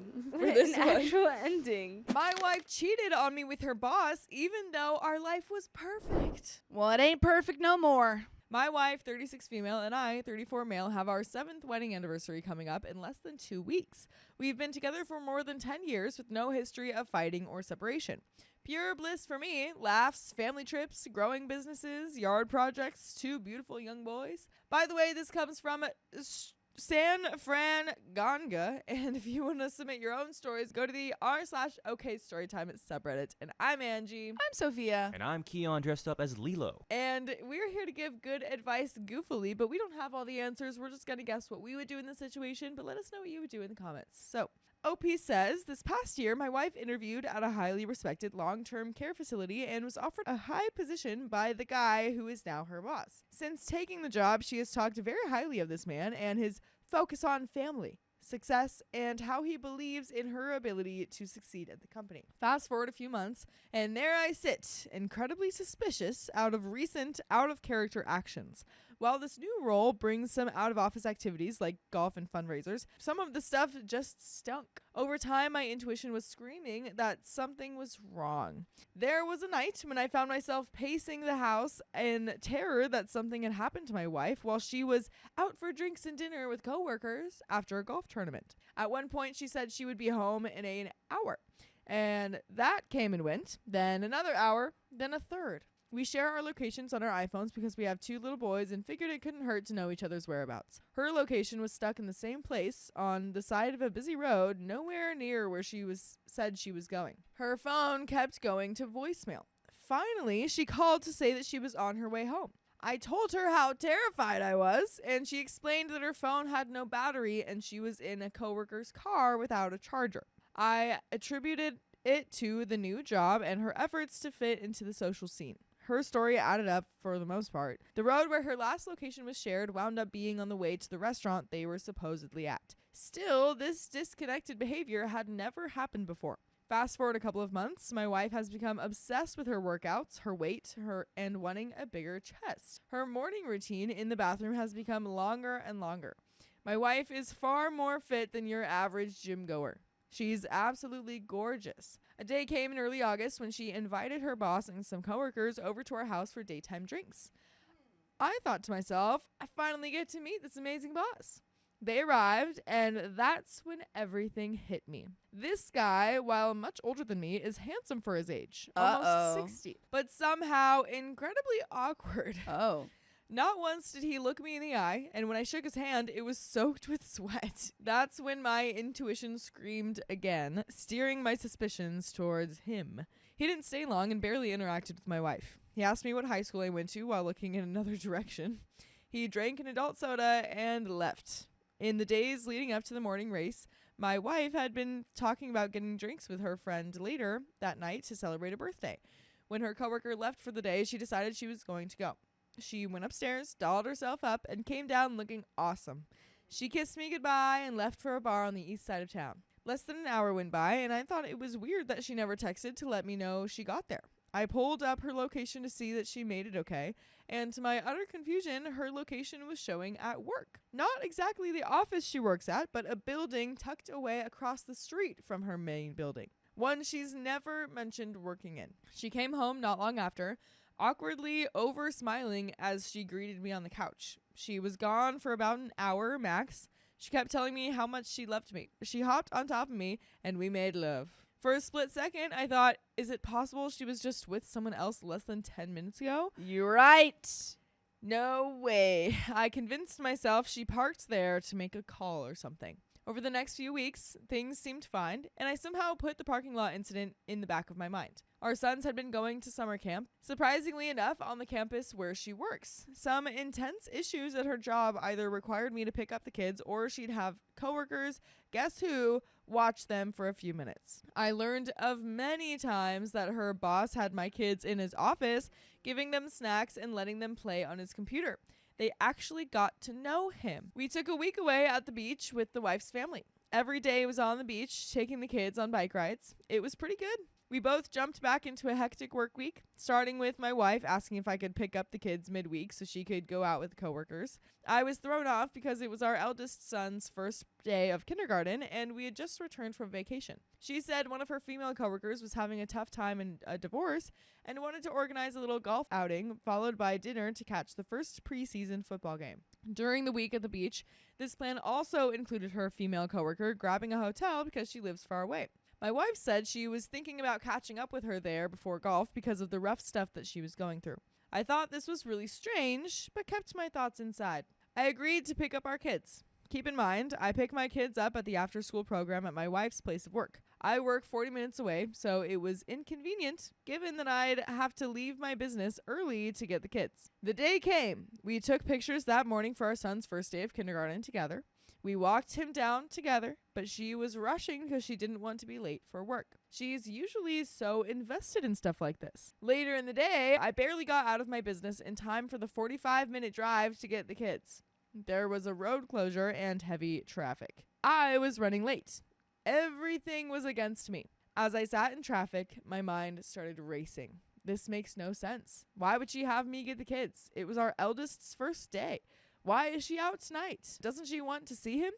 I panicked because it was also the kids' first day at the after-school program and I knew I'd be late. I called my wife. No answer. She knew I was picking them up. Why would she ignore my call? Wait, she's going to a hotel before golf. Am I stupid? Nothing's going on. I feel so weird.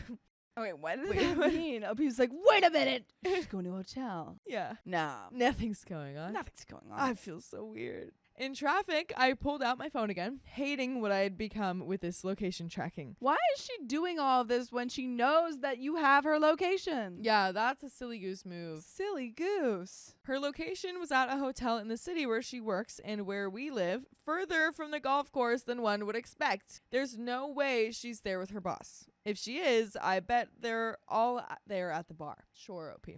But why a hotel? Great question. I called the aftercare number because I couldn't reach my wife. The staff said no need to panic, the kids would be fine, just take my time. Coincidentally, my GPS had me exiting right near the hotel she was at. As I continued closing in, 10 minutes late for pickup, and stupidly watching her location while driving, her location started moving. She was leaving. By some wild stroke of chance with the traffic jams, the particular hotel and my route, she drove by in the opposite direction, getting onto the highway. Oh, wait, like you saw her pass you? Yeah. Panicking, I didn't see her car or her bosses. I was trying not to drive off the road. I missed her. Oh, okay, so maybe you saw her location go. Yeah, I think so. She must have been in that room for an hour. Denial and guilt set in. I felt awful for tracking her, but tried to justify it through the horrible feelings inside me. I picked the kids up late, still frazzled and terrified that this could be real. She still hadn't called me back.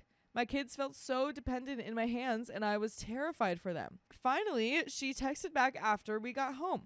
I sent her a picture of us hanging out. Her response, gosh, I love you guys. Liar. Liar. Liar. Before bed, the kids and I FaceTimed her, something we don't typically do. I wanted to, so she couldn't avoid showing me who she was with. She answered. They were at a bar, but her boss wasn't there, it seemed. Maybe she really was at the hotel with her female coworker. Then one of my kids asked, where is so-and-so? You know, the guy that gives them snacks when they visit. The camera panned, and there he was. No. Grinning, waving at my kids. He's been there the whole time. He's been there the whole time, and she purposely didn't show him at first. She was trying to keep him out of the shot. Yeah. Oh my goodness. We said goodnight, and she came home an hour later. She was so thankful I handled everything, made dinner, and put the kids down. She told me how much she loved me, and we had spicy sleep. I felt so messed up, violated. 3 days later, my wife and I woke up on a Sunday morning. We had plans to take the kids hiking. She immediately rolled over to her phone and then quickly left for her morning run. I turned on her iPad, one we share for music. An update had run the night before. As I opened Apple Music, a text notification popped up. It was an emoji-filled message from her boss. Good morning, bae. It's a beautiful day for a run. I tapped it without thinking. It opened another message revealing that she had texted him as soon as she woke up. Panic set in. I deleted the message, but I had seen the smoking pew-pew. Fear, disgust, and violation flooded me. When she returned, I asked her, what's going on with you and your boss? She looked shocked. What? Nothing. He's my boss. He's almost 60. I told her I saw the text. She said, bae is just something we all call each other, and he and I are in a friendly Apple Watch competition. I told him I was going to run. I walked away, regretting not waiting to catch more. I didn't want to keep spying, though. I was desperate for her to come clean. We awkwardly drove to our hike. She was weird the whole time. We finished a quiet hike with the kids. They passed out on the ride back, and I brought the morning text message up again. I told her that it was unaliving me and that the fact someone texted her first thing on a Sunday morning said everything about what was on his mind. She immediately agreed it looked bad, having clearly thought about it all day. She denied that anything was going on, though. Later that night, we talked again over a bottle of wine. I hoped it might bring more out, but no luck. Just more denial and reassurance of no wrongdoing. Almost 3 weeks later, everything collapsed. Yeah, I mean, it's been collapsing for a while. Yeah. Like, all of the foundations are just eaten away at. It's been like Jenga this whole time. Taking out Yeah. one little bit, and then now It's just like, final piece. Yep. I woke up that Saturday with the gut-wrenching visions of my wife with someone else. It was the morning of one of the biggest events my company hosts all year, and I couldn't shake the thoughts. The hotel incident had been unaliving me for weeks. My wife left for the gym with our kids, something that we used to do together, and I left for work. In the chaos of setting up a major event, all this was boiling inside me. I wanted to know the truth. I tried to do something I'd been waiting to do for almost 3 weeks. I called the hotel, praying that if I was given any kind of information, it would reveal her female coworker had booked the room. I hung up on the second ring. On second thought, I didn't want to know, or maybe I already did. The next day, Sunday morning, we had plans to go to her brother's for football. I had to run into work to deal with event aftermath.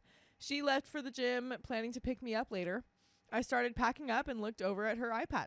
It was practically screaming at me. Do it. Maybe there's something there. I opened it and sat down, feeling so wrong for doing this, but also knowing I had been so much more wronged. She had figured out how to sign out of iCloud and stop texts from coming in. That was an obvious sign of hiding something. I looked at her boss's contact card and saw she was sharing her location on and off with him the night before. I opened her photo stream. Nothing strange. Then I scrolled to deleted photos. There they were. Underwear photos taken the day after we returned from vacation and the morning before her return to work. I can only assume she sent them to her boss because I didn't get them. This was far out of her typical comfort zone. Then I saw an accidental screenshot of a text exchange with her boss the day before the hotel. The gist was them planning to have lunch or something, surrounded by hearts. The punter from him read, "I've been waiting to see you since last Friday when you left. I'm waiting for you, babe." Did they all call each other babe in the workplace too? Doesn't seem very professional to me. Seems pretty not professional. Not at all. I checked her browsing history. She had Googled how to say one more day in Spanish. She looked it up on the day of those photos right before returning to work. En español. It reminded me of how she used to flirt with me more than 10 years ago. Someone else got to experience that now. I'm sorry, she flirts with you, but it seems like none of you are Spanish then.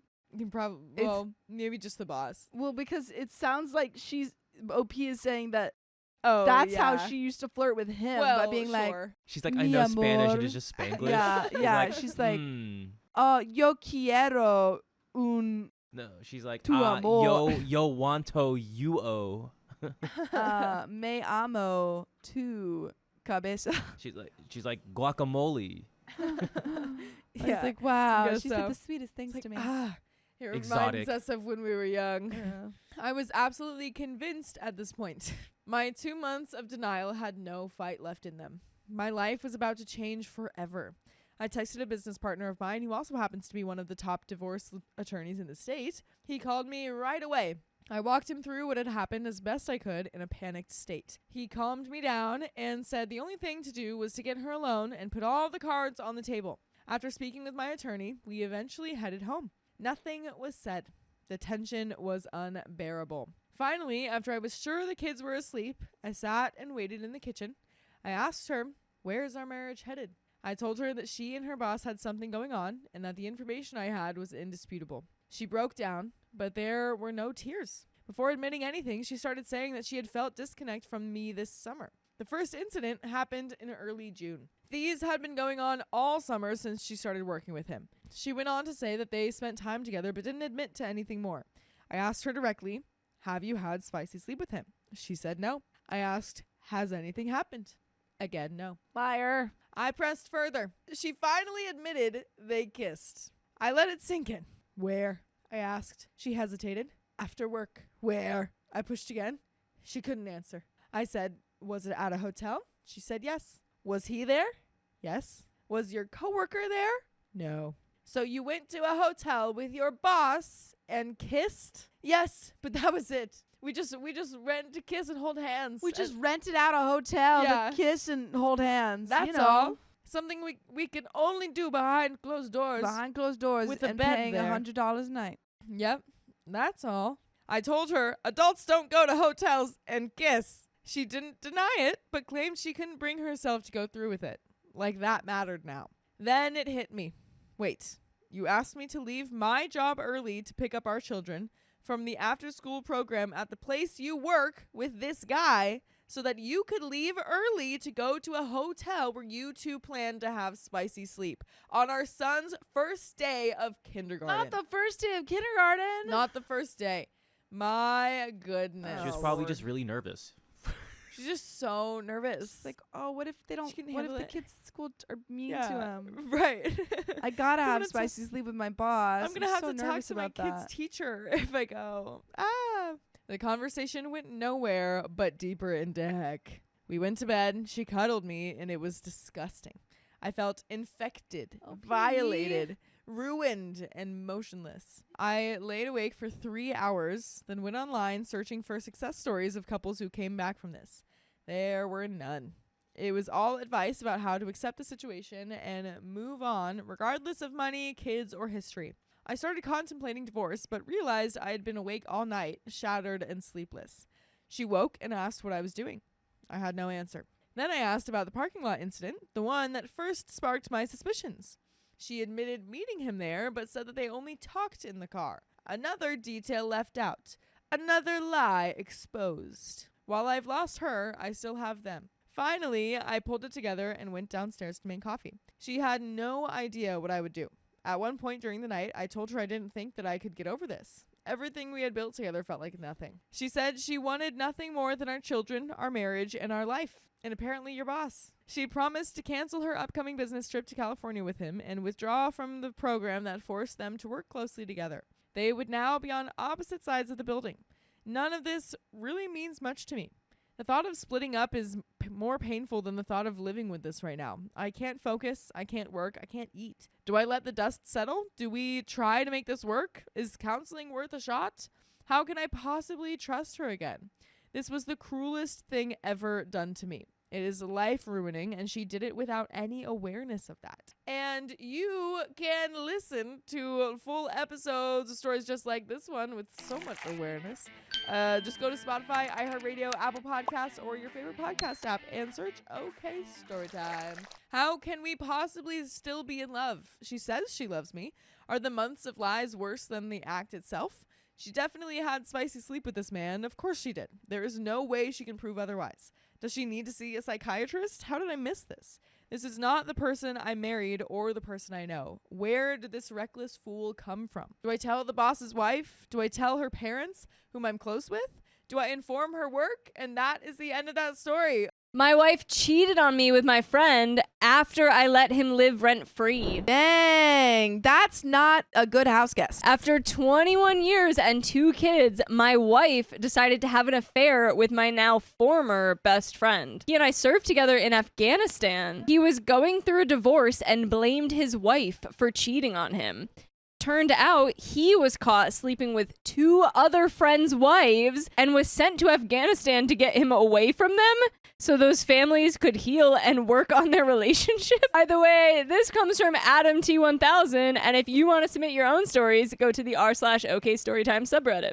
So, after we came home from Afghanistan, I left the military and started working for an airline.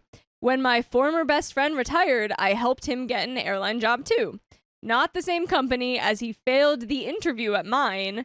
The interviewers said he had psychopathic traits and turned the interview around on the interviewers. He came to visit for work, and it was just me going to take him out for dinner when he was in my city.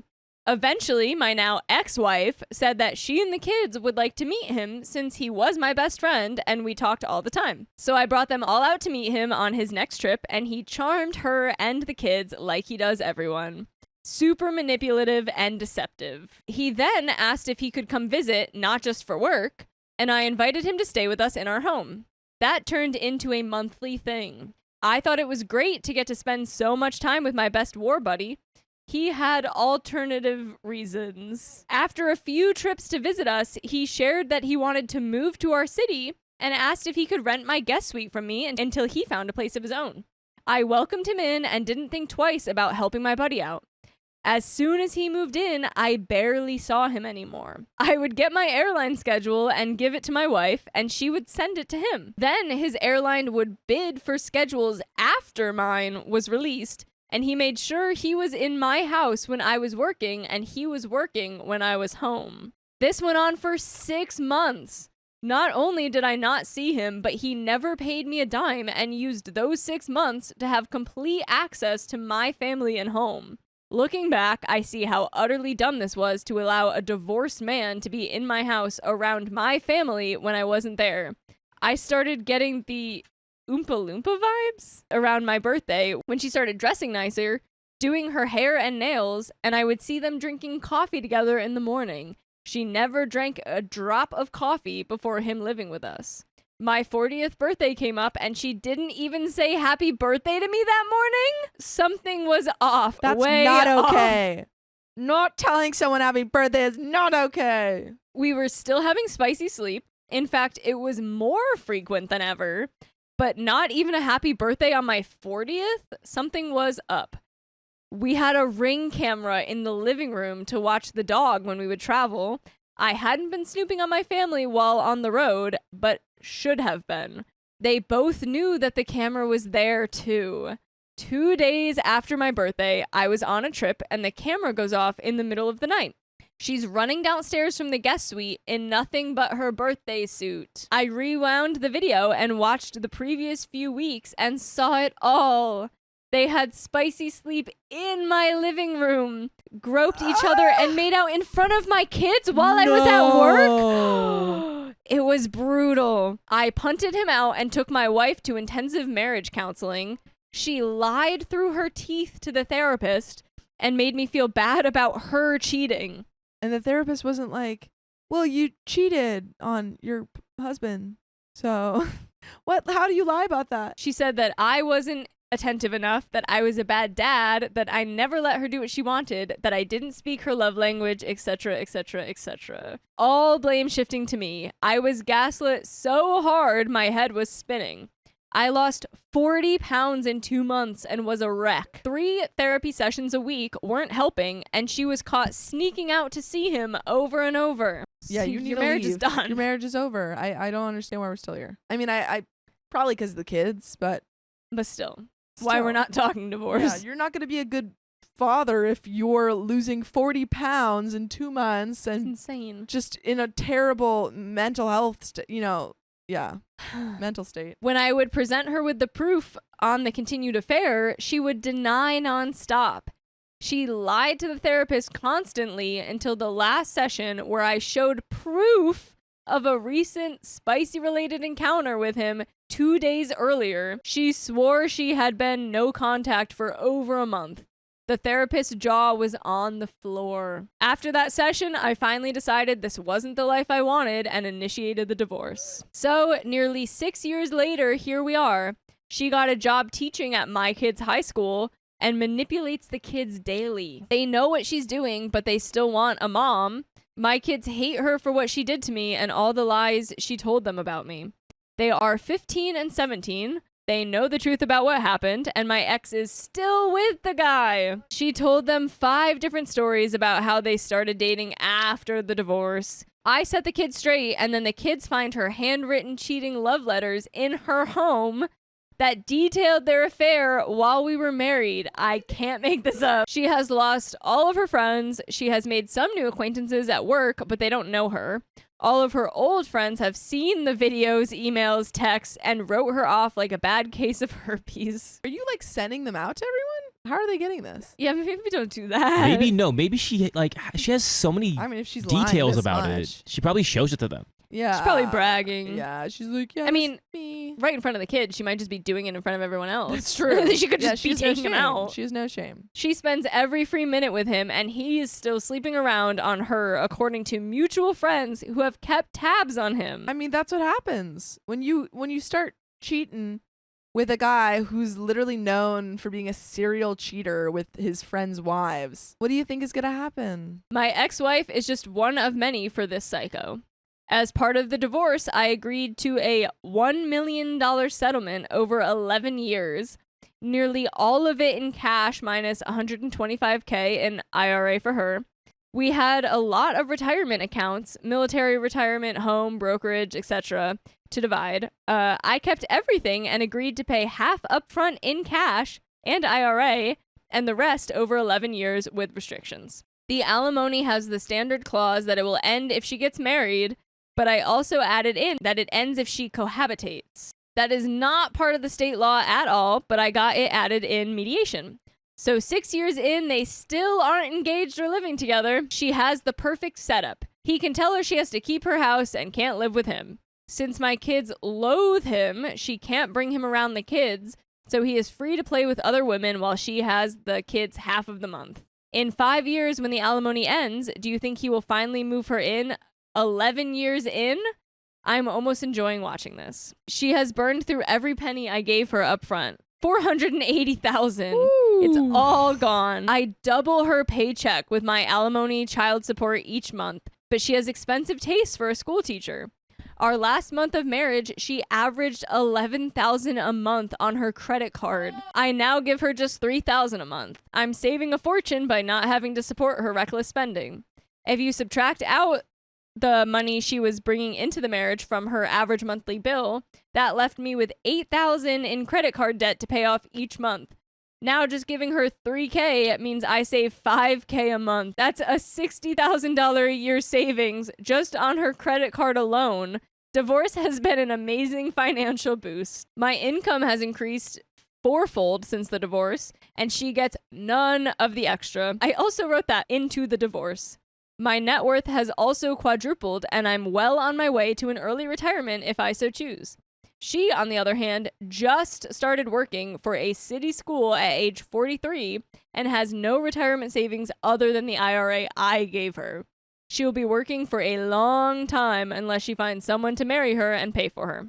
I took the divorce hard, and my weight went up and down in unhealthy ways. I lost 40 pounds this past year and have finally prioritized my health over taking care of everyone else. It has been amazing. But the best part, and why I needed to share the other crap before this, I have had the most amazing partner for the last 2.5 years. Yay! Okay, looking up. She was also married to another narc. We have helped each other heal and grow. We get each other, and our relationship is so loving and amazing. It made being mistreated for 21 years worth it to teach me what I wanted and what I would never tolerate again, and my kids see it too. That's very rewarding to Wholesome. realize that you've actually found someone who respects you, you respect them, your kids respect the relationship that you guys have. Yeah. That's great. We share 2 dogs together, and everyone in our world is happy. There is an abundance of love, smiles, hugs, money, time, empathy in my home now, and everyone is thriving. I never thought it would happen. By the way, you can thrive by listening to full episodes with stories just like this. Just go to Spotify, Apple Podcasts, or your favorite podcast app and search OK Storytime. We do have an update. I feel like, yeah, you guys have left each other. The marriage is over. You're with another cool person.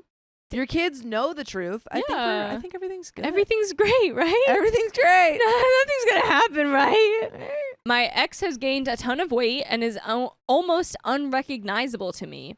I'm guessing at some point her affair partner will finally write her off for good, and she will be left with a big nothing sandwich to chew on. She's living paycheck to paycheck on $6,000 a month and has to curb all her expensive tastes. On $6,000 a month, she's living paycheck to paycheck on $6,000 a month. That's insane. I mean, unless she's spending a bunch of stuff on the kids, which could be possible. But I feel like OP's probably. I mean, there is. She's also getting the money from. Yeah, she's OP. getting $3,000 from him. She probably just still has her spending issues on her credit card. That's true. Meanwhile, my kids and girlfriend travel abroad and are living an amazing life together, free of her drama and manipulation. I have been in therapy for the last 6 years and have learned so much. If you are struggling, pay the money, find a good therapist or support group, and do the work on yourself. It takes an average of half the time you were in a relationship to get over it when it ends traumatically. I'm a little over halfway on the healed timeline. Every day it gets a little better. Yay. And that's the end. My husband cheated on me through Craigslist.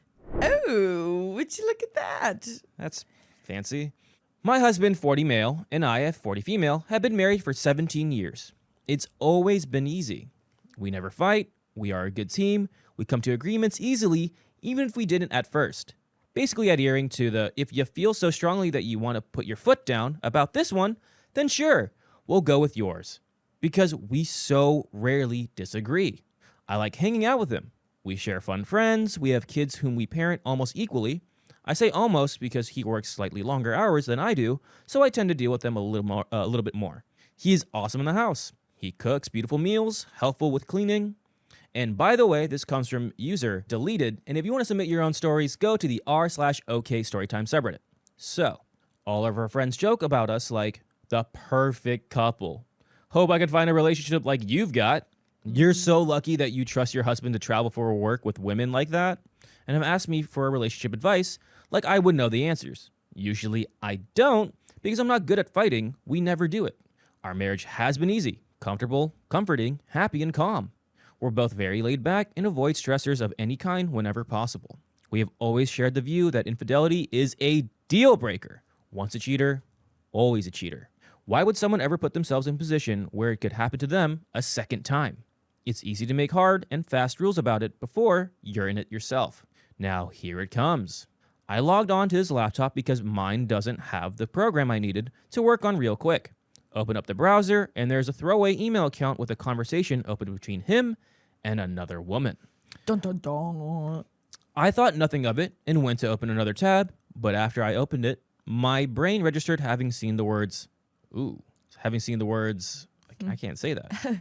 Seeing words that are very inappropriate and spicy sleep terms. WTF? I opened it back up and read through 2 or 3 emails, which was enough to make it clear that it in fact was going on. The cheating. He happened to come home at that minute, and astonishingly, my immediate reaction was to smile at him and say, "Hey babe, did you have a good day?" I guess I was just so shocked and I hadn't processed it yet. I don't think real quick. He went and had a shower, like he always does, and I was suddenly seeing red flags all over the place. He went out to a movie by himself last night because sometimes he does that if he's been housebound all day, and if it's a movie I'm not interested in. He showers when he gets home, he comes home from his office job, and at wildly varying times. So he comes in, and I figure I need to ask. I show him the screen with a casual, "What's this?" And he effing falls into a million pieces. He raced to the bathroom to throw up. He came back for 20 I'm sorries, and I effed ups, and I have no idea why I did that. And then he goes back and pukes some more, crying, shaking, bright red all the way down to his chest. Looked like he was going to have an effing heart attack. Crying, kneeling by me. Effing pitiful. Me, meanwhile, I'm pretty cool. Like I said, I don't think real quick, and just feel like I'm observing some very interesting chemical implosion right here in my bedroom. I think I was more astonished than anything right then.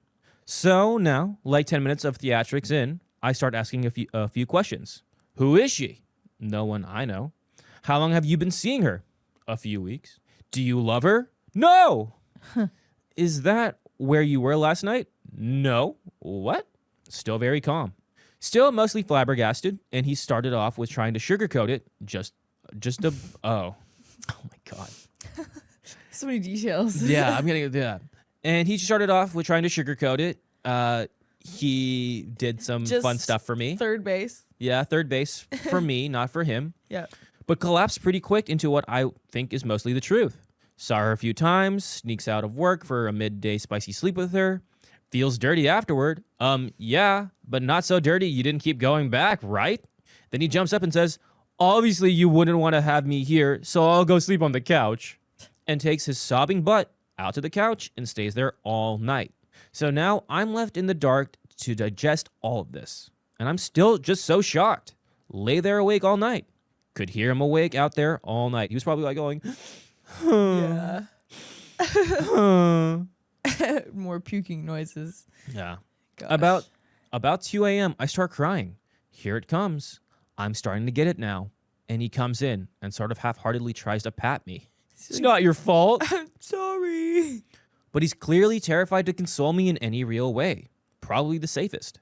I don't know. Then he goes back out to be awake on the couch for the rest of the night. Weird.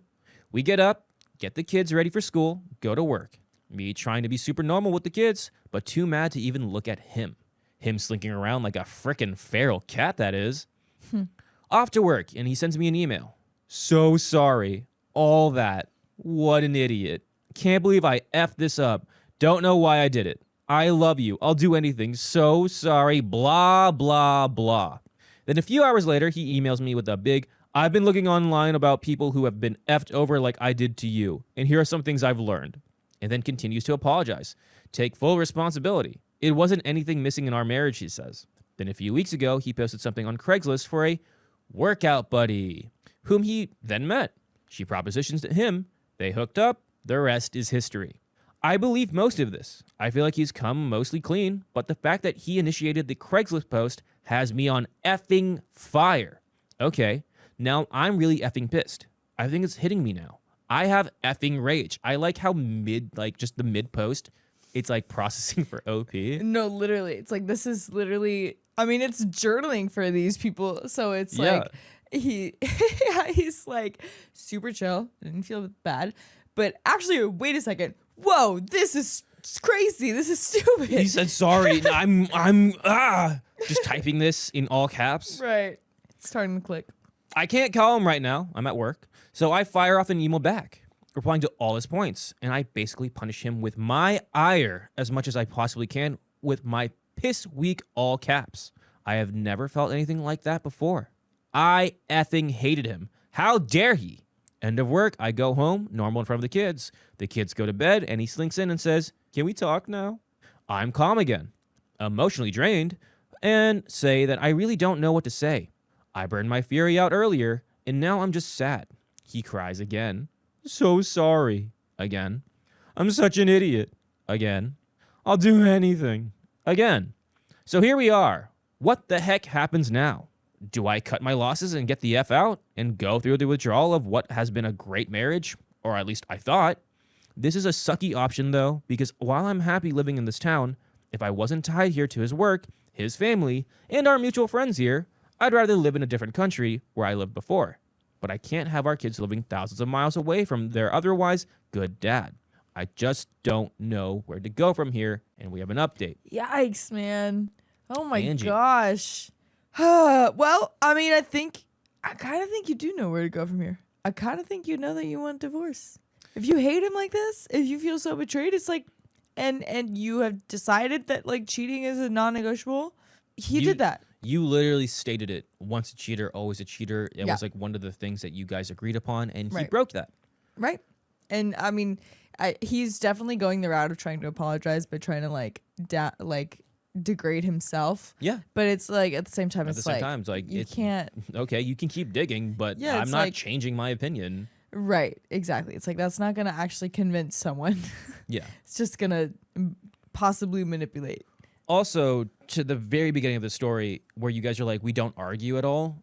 Yeah. It's healthy to argue, not in like a combative way, but to actually have genuine arguments with your partner. If you guys agreed upon everything, or disagreements, like genuinely, that's part of a relationship. If you guys are like that, I feel like it's too good to be true. I think disagreements are healthy for a relationship because it shows that you guys have your own opinions. And and that you're not afraid to like speak up about that. Speak about your mind and like, okay, we disagree on this. I like chocolate. You like vanilla. Right. Great. That like we can agree on that. But like, I'm not gonna take your side. I like chocolate more. Right. Yeah, right. it's natural. I think that happens, and I think again, I'm not discrediting your relationship, but just for people out there, it's okay to have your opinions. You could have a perfect relationship and still have disagreements. That's all I'm saying. Exactly. We do have an update. 72 hours in. It's Friday. Well, he's still here. He immediately broke it off with her before closing the email account. He only ever dealt with her by email. I checked the phone records, but also he just usually does stuff via email anyhow. Seems legit. I'm sure that went down fine because it seems like she and her husband are cool with each other, / both of them, picking up randoms off Craigslist. I did not catch a glimpse of something suggesting that both she and her husband did that in those few minutes I saw the emails. I'm certain he won't see her again. He'll show me a spicy sleep test, results before coming anywhere near me. Why should I be the one to be getting effing tested? Anyone have any relevant comments here? If he's tested, then I should be cool, right? Am I missing something? Also, it's expensive, so I can maybe see what he got tested for and then only get myself tested for different things later, you know? Twice the scope of all those possible infections. Play it safe. He has arranged to see a counselor Monday. The kids have coincidentally had some days off school and are sleeping over with friends a lot, so we've temporarily dodged a bullet there. And by the way, you be dodging so many bullets by hanging out with us, by listening to full episodes with stories just like this one. Just go to Spotify, Apple Podcast, iHeartRadio, or your favorite podcast app and search up OK Storytime. There we have so many stories. Again, 65 days worth and So counting. many. Yeah. So if you're not getting those 65 days in, what are you doing? What are you doing? What are you doing? What are you spending your time on? Okay, we have a counselor. That's good. We have marriage guess. counselor. Great. Yeah. Can we? I feel like we should ask him why he did this, other than like, I'm an idiot. Yeah, because he was just like, oh, I don't know why I did it. Oh my God. It's like, okay, well, I think you probably There's did. a reason. There's definitely a reason you did this. Right. Like, I think he understands that there's no excuse, which is why he's going down the like degrading route. But yeah, there's definitely like there's always an explanation, you know? Yeah. So you can at least try to find that out. Obviously won't excuse it. Right. But like, yeah, I think it's worth a shot. I mean, it kind of doesn't sound like their marriage can be saved by this, but I guess go for it. Give it a shot. We have a little bit left. Yes, we do. Let's see what happens. He is never online / watching TV at home like he usually has been, which is very weird. He just sits and tries to read or whatever. It's weird because he's obviously upset, but also because he really doesn't know what to do with himself. Yeah, he's not out cheating. He's not out being scandalous. Never had so much time to fill in the evenings without electronics. He's trying to be sweet to me, but it kind of gags me. He says he loves me and he's sorry, and all I can find to respond with is the Han Solo, I know. Nice. As for me, I was totally cool the first couple of days. Then yesterday I cried all dang day. I felt a lot of pressure to decide to either forgive him or divorce him right away. But then I realized, again, thank you to the commenters, that I really don't have to do that right now. I'm confident he isn't seeing anyone else at this very moment. All the rest of whatever's been done is already dang done. I'm not concerned for my safety or anything like that. So a few weeks of calm thinking time and honestly observing him and seeing if we've got anything left to go from will be really good for me and help me figure out where to go next. What a crap show. Dang. And that is the end of the story. Dang, Yeah. man. You like, it's the thing of you already broke your pretty much number one rule of Yeah. just no infidelity, and you did it. Right. Um, Right.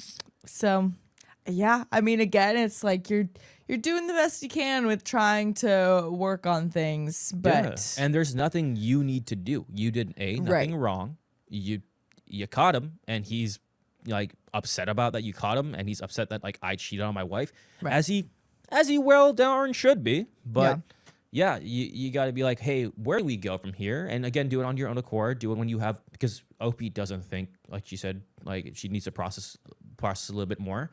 Take the time you deserve. Take the time you need. exactly. But tread carefully. See what's actually right. What's the best option for your relationship and for your family. And don't do it for the kids. Do it for yourself and what's beneficial for your relationship. Because again, if you do it for the kids, further down, you might get a divorce still, and that just, it's a very hard to navigate situation. Right. So, best of luck to you guys. My goodness. Yes. I just discovered he's married. So I'm telling his wife about us. Good luck with that, dude. 34 female didn't know that he, 53 male, was married when we met at work. We were friends for half of a year, eating lunch or getting coffee daily and texting on weekends. He got closer and he kept asking me to have drinks after work or get lunch on weekends. After a year, I agreed. One night during drinks, he hugged me and said that he felt like he could be himself with me. A week later, he kissed me and told me that he loved me, and that's how we began. By the way, this comes from Maleficent Step 6267, and if you want to submit your own stories, go to the r/OKStorytime subreddit. So, as he was late 40s, early 50s with teenage kids, I never questioned why he didn't invite me to his house, but he slept over at mine often, and I live in a nice part of town where restaurants and concert venues were, so it made sense why we hung out at my place and not his in the suburbs. I could never have imagined that the man I fell in love with was a bad person, so I made so many excuses in my head, ignoring the obvious signs as they came up during the first year of our relationship. Realizing, okay, he's married legally, but maybe he's separated, maybe she's a sapphic and allowing him spicy sleep, maybe it's an open marriage, maybe they don't like each other but are staying for the kids. Once, after about a year, I saw him texting his wife, calling her amor, and kissing face emojis, and I felt like the stupidest person on earth. All the while, he was telling me that he loved me so much and wished that he could restart his life to hold on to meet me. Every time I said how disgusted I felt with myself and that I am a total POS, he would love bomb me even harder. I am not his first affair, probably the 20th woman he's slept with since getting married, but he claims that I'm the first that he's fallen in love with.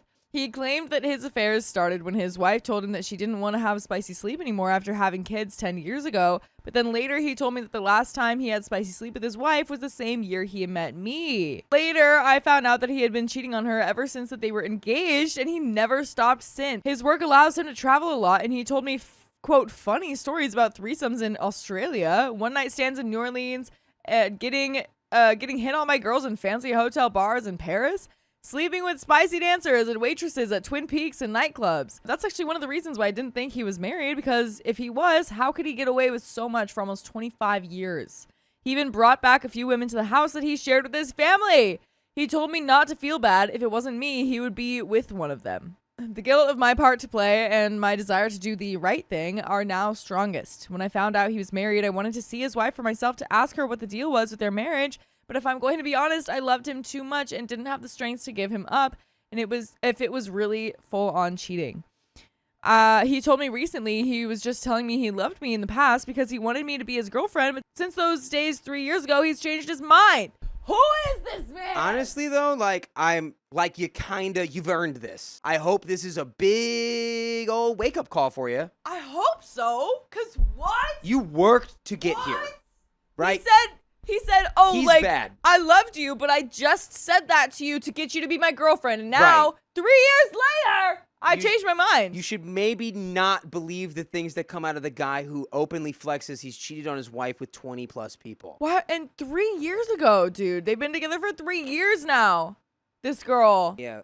Call me the weekend because I'm going to say, girl, you earned it. Okay. He also said, I told my wife I'd love her forever and promised to always be hers, but that's not true anymore, is it? His mask came completely off, and any love I used to have for him has turned to absolute hatred. Good. I never told his wife because I was weak and because I loved him too much to hurt him, but now it's different.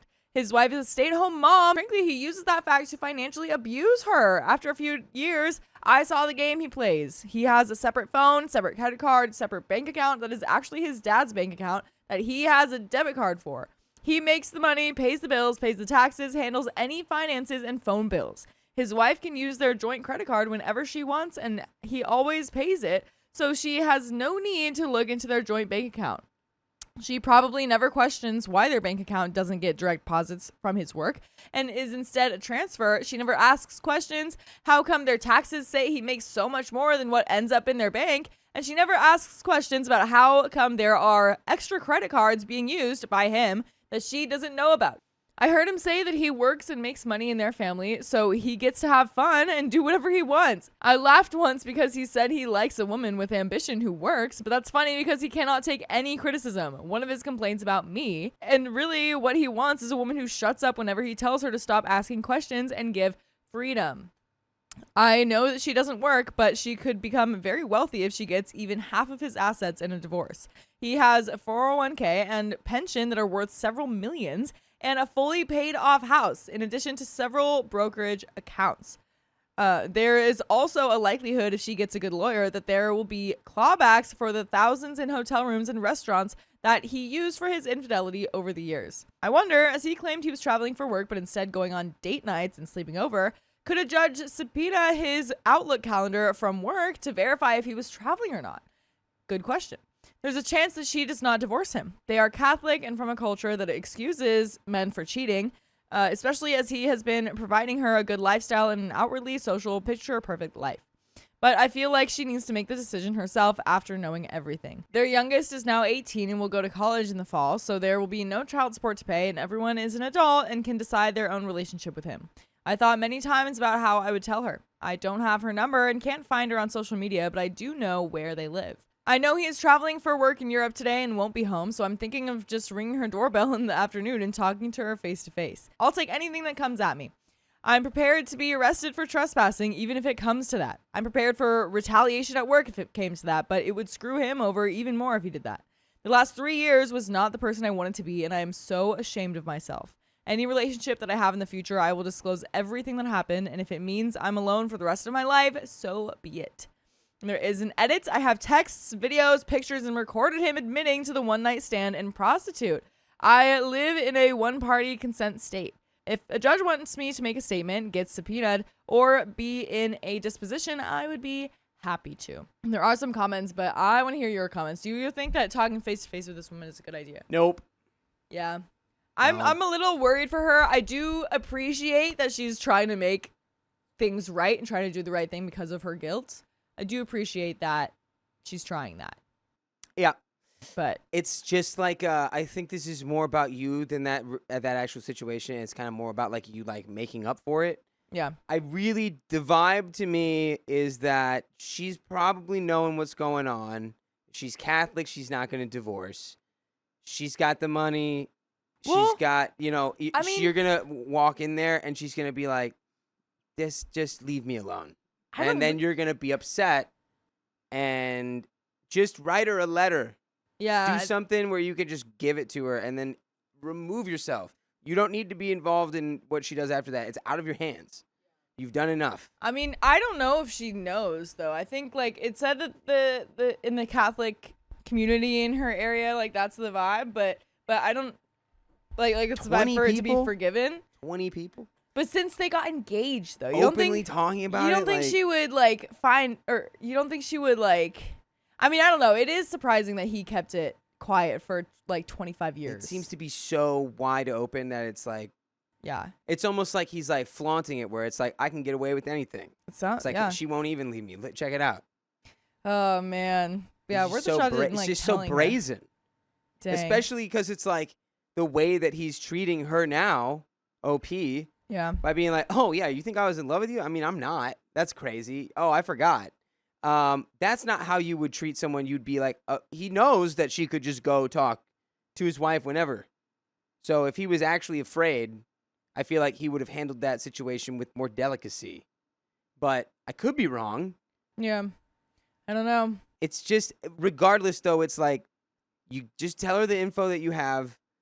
You don't necessarily have to do it face-to-face. Yeah, I like your letter idea. Even if that's face-to-face, hand her the letter and walk away, and then she can read it later. There are some comments. Comment number 1 says, I would tell her. Chances are she knows he's cheating, but probably doesn't know the extent. He is putting her at risks of STIs too. I would go to her home and tell her in person, and then just remove yourself from it. If she stays, she stays. If she leaves, she leaves.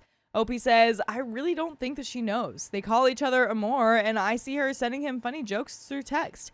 At least, by some miracle, she did not have an STI when he and I were together. I insisted that he can get a test, and he showed me a clean bill of health. Amazing how he's never had an STI. Comment number 2 says, tell her and tell her about the secret accounts too. She needs all the information. Opie says, oh, 100%. Especially his debit card to his dad's bank account. His dad is older and has dementia, so he's not monitoring the bank account. He would use his own credit card and bank account to pay for things his dad needs in his nursing home, and then use his dad's card for his affairs. At the end of the day, he's not taking anything more from his dad's money, but by using his dad's bank account to pay for his affairs, he's not using marital assets, so that may not be clawed back. A judge may see differently, though. He may also get reamed for spending his dad's money on his personal things. Of course, he can just say that he's paying himself back for taking care of his dad. But you should always pay us back in your time. Yes. By listening to full episodes of stories just like this one on Spotify, iHeartRadio, Apple Podcasts, whatever your favorite podcast app is. Just search OK Storytime. Pay us back for, I don't know, all the debt. You're in debt because you owe us all of the time. For every minute of anything else you've ever watched in your life. Because all of our watch content. a minute of our There you go. content. Exactly. Contractual obligation. That's what your debt is. Yeah. Mm-mm-mm-mm. But dang, man, that is the end of that story. That's crazy. My wife confessed to an emotional affair, and then it became physical. You were so close with being able to get away with it. Just maybe a little bit. My wife, Annie, asked for some time to talk. We have 2 little girls, 3 and 5, and she arranged a sleepover for them with her sister. This seemed off to me since she's vehemently against sleepovers and has never agreed to one before. She sat me down and admitted to having an emotional affair with a coworker for about half a year that had now become physical. She's like, I needed the kids out of the house for this one. Oof. Yikes. By the way, this comes from user throwaway red. And if you want to submit your own stories, go to the r/OKStorytime subreddit. So she wasn't crying when she told me. She works as a corporate auditor for a large company and is skilled at networking, so I never questioned the numerous texts and calls she'd get during off hours. I asked how it started. Mark was a new hire, similar in age and also married, so she felt safe hanging out with him. Their conversations began around work and shared interests. She said they became really good friends over their shared love of tennis. Tennis ruins another marriage. No. The classic. I knew she went every Saturday to the local tennis club, but she never told me it was with Mark. She'd always say it was just some people from work. Mark's name never came up even when he first started, despite me knowing the people she was close with at work. I had met him at her office Christmas party, but he'd said hi and stayed away. I assumed they weren't close. I asked her to tell me everything, every lie she'd ever said regarding Mark. A couple months ago, her company arranged a team getaway, and she told me partners weren't allowed. That was a lie. Her work friends go to the pub every Friday, and when I asked about joining sometimes, she said it would be awkward since no other significant others come. Also a lie. She and Mark went on pseudo double dates with her work friends, and she always told them I was too busy when they invited me. Most of her lies involved keeping me from seeing her and Mark interact. She said she didn't even know why she was doing it initially, but just wanted to keep us separated. I asked how it became physical. She said last Friday, after the pub, she'd gotten tipsy and went to the smoking area with Mark. They were talking about Mark's marriage and how he wasn't happy. She hugged him. He kissed her. When I asked if she kissed him back, she said she didn't push him away the way she should have. Just say you kissed him back. I just stood there, and it's like in Romeo and Juliet. I just stood there, and he just kissed me. I didn't do anything about it. My arms turned into little noodles. I had no power. No. She said she left after that and immediately came home. I remember how quiet she was last Friday. I assumed it was the end of week stress and let her have time to herself while I put the girls to bed. She said she was telling me now because she'd realized she'd started an emotional affair and knew the only way not to lose me was to come clean. She admitted that initially she just liked that an attractive man was giving her attention and used it as a confidence booster. Ouchie. Owie. Dang. What, so does that mean that OP isn't attractive? Yeah, exactly. Oof. Oof. I slept on the sofa that night. The next morning, I needed more answers. We went out for breakfast, and I asked if she loved Mark. She immediately said no, that she'd just gotten caught up in receiving attention from the wrong place.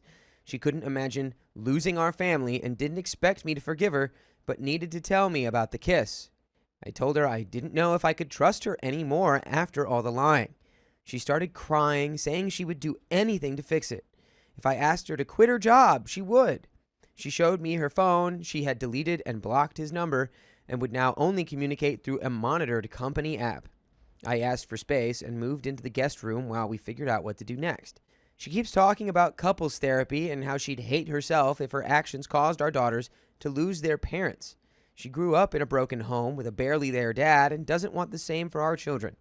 I told her I'd never abandon my kids even if we do split up.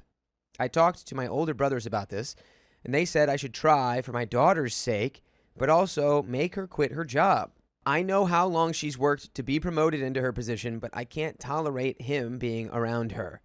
Since we've been sleeping separately, she's been sending me good morning letters that she makes my 5-year-old bring to me. Manipulative. Manipulative. Yeah, dude. My daughter enjoys being a carrier pigeon and knocks on my door with a hoot hoot. Oh, that's so cute. Oh. So my mornings haven't been that bad.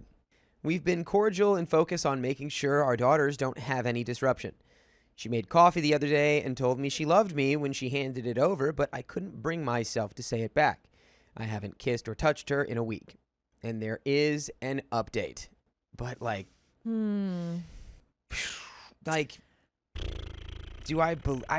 guess I would believe that it was just that one kiss, right? Yeah. Because of how she acted that one Friday. Right. Maybe it's salvageable if you just I don't know, but y'all are going to need guidance.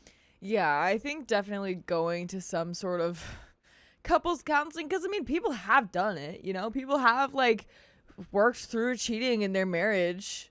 And, you know, I feel like if you're not either a couples counselor or have gone to couples counseling, it's very hard to see like how you could even move on from that. So maybe a counselor would like just show them how it would look and if that's something that they would want. Yeah. We stayed in limbo longer than we should have, both waiting to get a chance to talk about it more. My wife worked from home the whole week, then decided to take her saved annual leave. I did not ask her to do this, but she felt uncomfortable going to work. I told her not to do it for me, but she insisted. I made sure to spend time with friends and my brothers. My kids didn't really notice anything different, apart from my eldest asking why Mama and Papa weren't in the same room anymore when she got up to come to us in the middle of the night. I explained that I wanted to be closer to her since the guest bedroom was closer to her room, and she even slept with me in the guest room a couple times. Aww. A couple days after my post, we finally put the girls to bed, and I felt ready to talk. We sat at the dining room table, and I asked her to hand over her phone so I could read the messages. They mostly communicated on WhatsApp, and it wasn't hard to retrieve the chats since she backed up messages consistently. She handed over her phone without protest, but kept saying she could tell me what was in the messages instead. I don't think she knew I knew how to restore them. I asked her to sit with me while I read, in case I needed context. I read through them all, especially around the time of the work trip. There were very suggestive things, he said, that she let him get away with or entertained. He had a quote-unquote favorite top of hers that he complimented every time she wore it, and when I asked if she wore it more regularly for him, she said the thought crossed her mind when getting dressed. There were long texts from him about how beautiful she was and how he wished he'd met her when they were both younger. She never shut him down. She almost reciprocated without fully committing. She and Mark had gone dancing with coworkers, and he told her how schmexy she looked that night. She told him how I didn't say things like that to her anymore. They'd go weeks just surface-level texting, and then suddenly there would be a thread from the middle of the night where either one was venting about their feelings. Annie would complain about how exhausted she was from being a mother and wife and how she needed a break from everything. If we ever got into a fight, she'd tell him how she wasn't sure if I loved her anymore and was only with her because of the kids. If it was venting about anything else other than the relationship, maybe it would have been fine. Maybe it's like, okay, yeah, they're just friends. But you do not, if you were having an emotional affair with someone or like having this flirtatious energy with someone, you do not tell them about your relationship problems. Yeah, it's absolutely wild to be like, oh, my husband, I don't know if he even loves me. It's like, it's a conversation you have with your husband. Right. Being like, I feel just really overwhelmed as a wife and a mother, and I'm not even sure why you're in it. Can we talk about this? Exactly. Instead of just going to Mark. It's just setting him up like perfectly to just be like, oh, well, I can fix that for you. I can fix that. Yeah.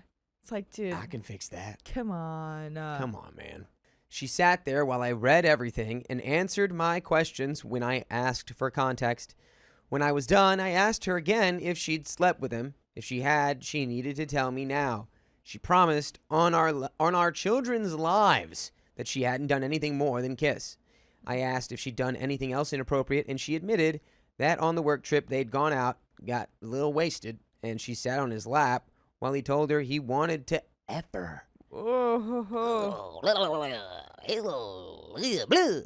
She said they were both wasted, so she let it go, and he claimed he didn't remember saying it the next morning. When I asked if she'd been tempted, she said she had, but knew she wouldn't be able to hide it from me if she did it, and that she loved me and knew she'd lose our family if she slept with him. She told me she had gone to therapy, her first time, and said I should do the same.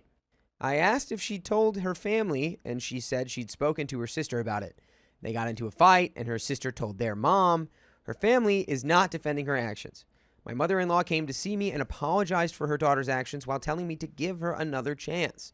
She'd gone through what I was going through, except her husband actually slept with multiple women and then ditched his whole family.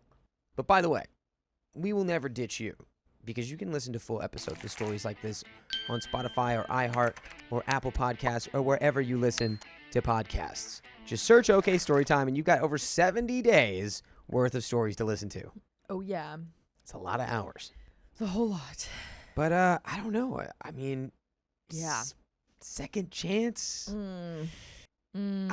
I mean, I'm probably gonna have to if it's me, I probably have to separate for a while. Yeah, I probably would too.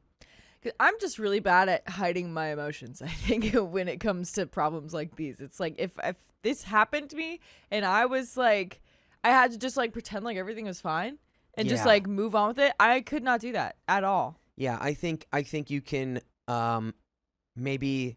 I mean, clearly, if you want to try to make this work, it's going to take more than just separation. It would take that and then Sure. counseling. Right.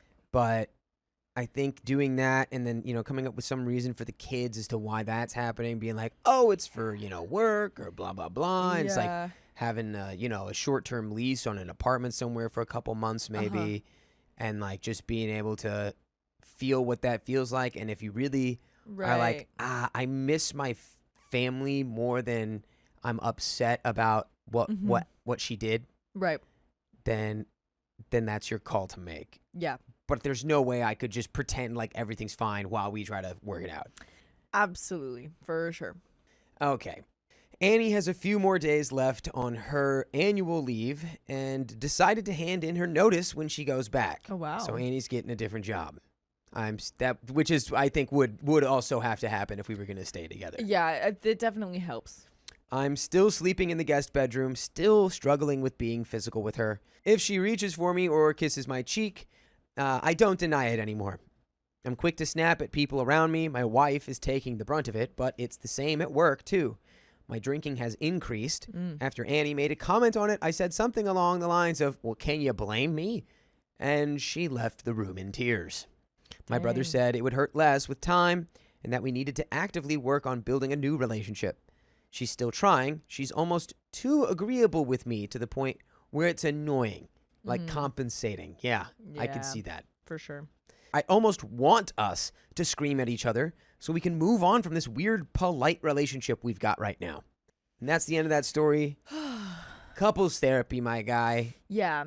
Y'all should go together. Yeah, I think he just definitely needs therapy for himself too, just individual for him. Because I mean, yeah, obviously, turning to drinking is not a good way to cope with things. So hopefully therapy can help you like find some good coping mechanisms, healthy coping mechanisms with all of this. But yeah, that is very, very tough. Completely unsustainable, the drinking cope mechanism. Yes. And really any substance use to cope. Any of that. Yep. Not great. No. Yeah.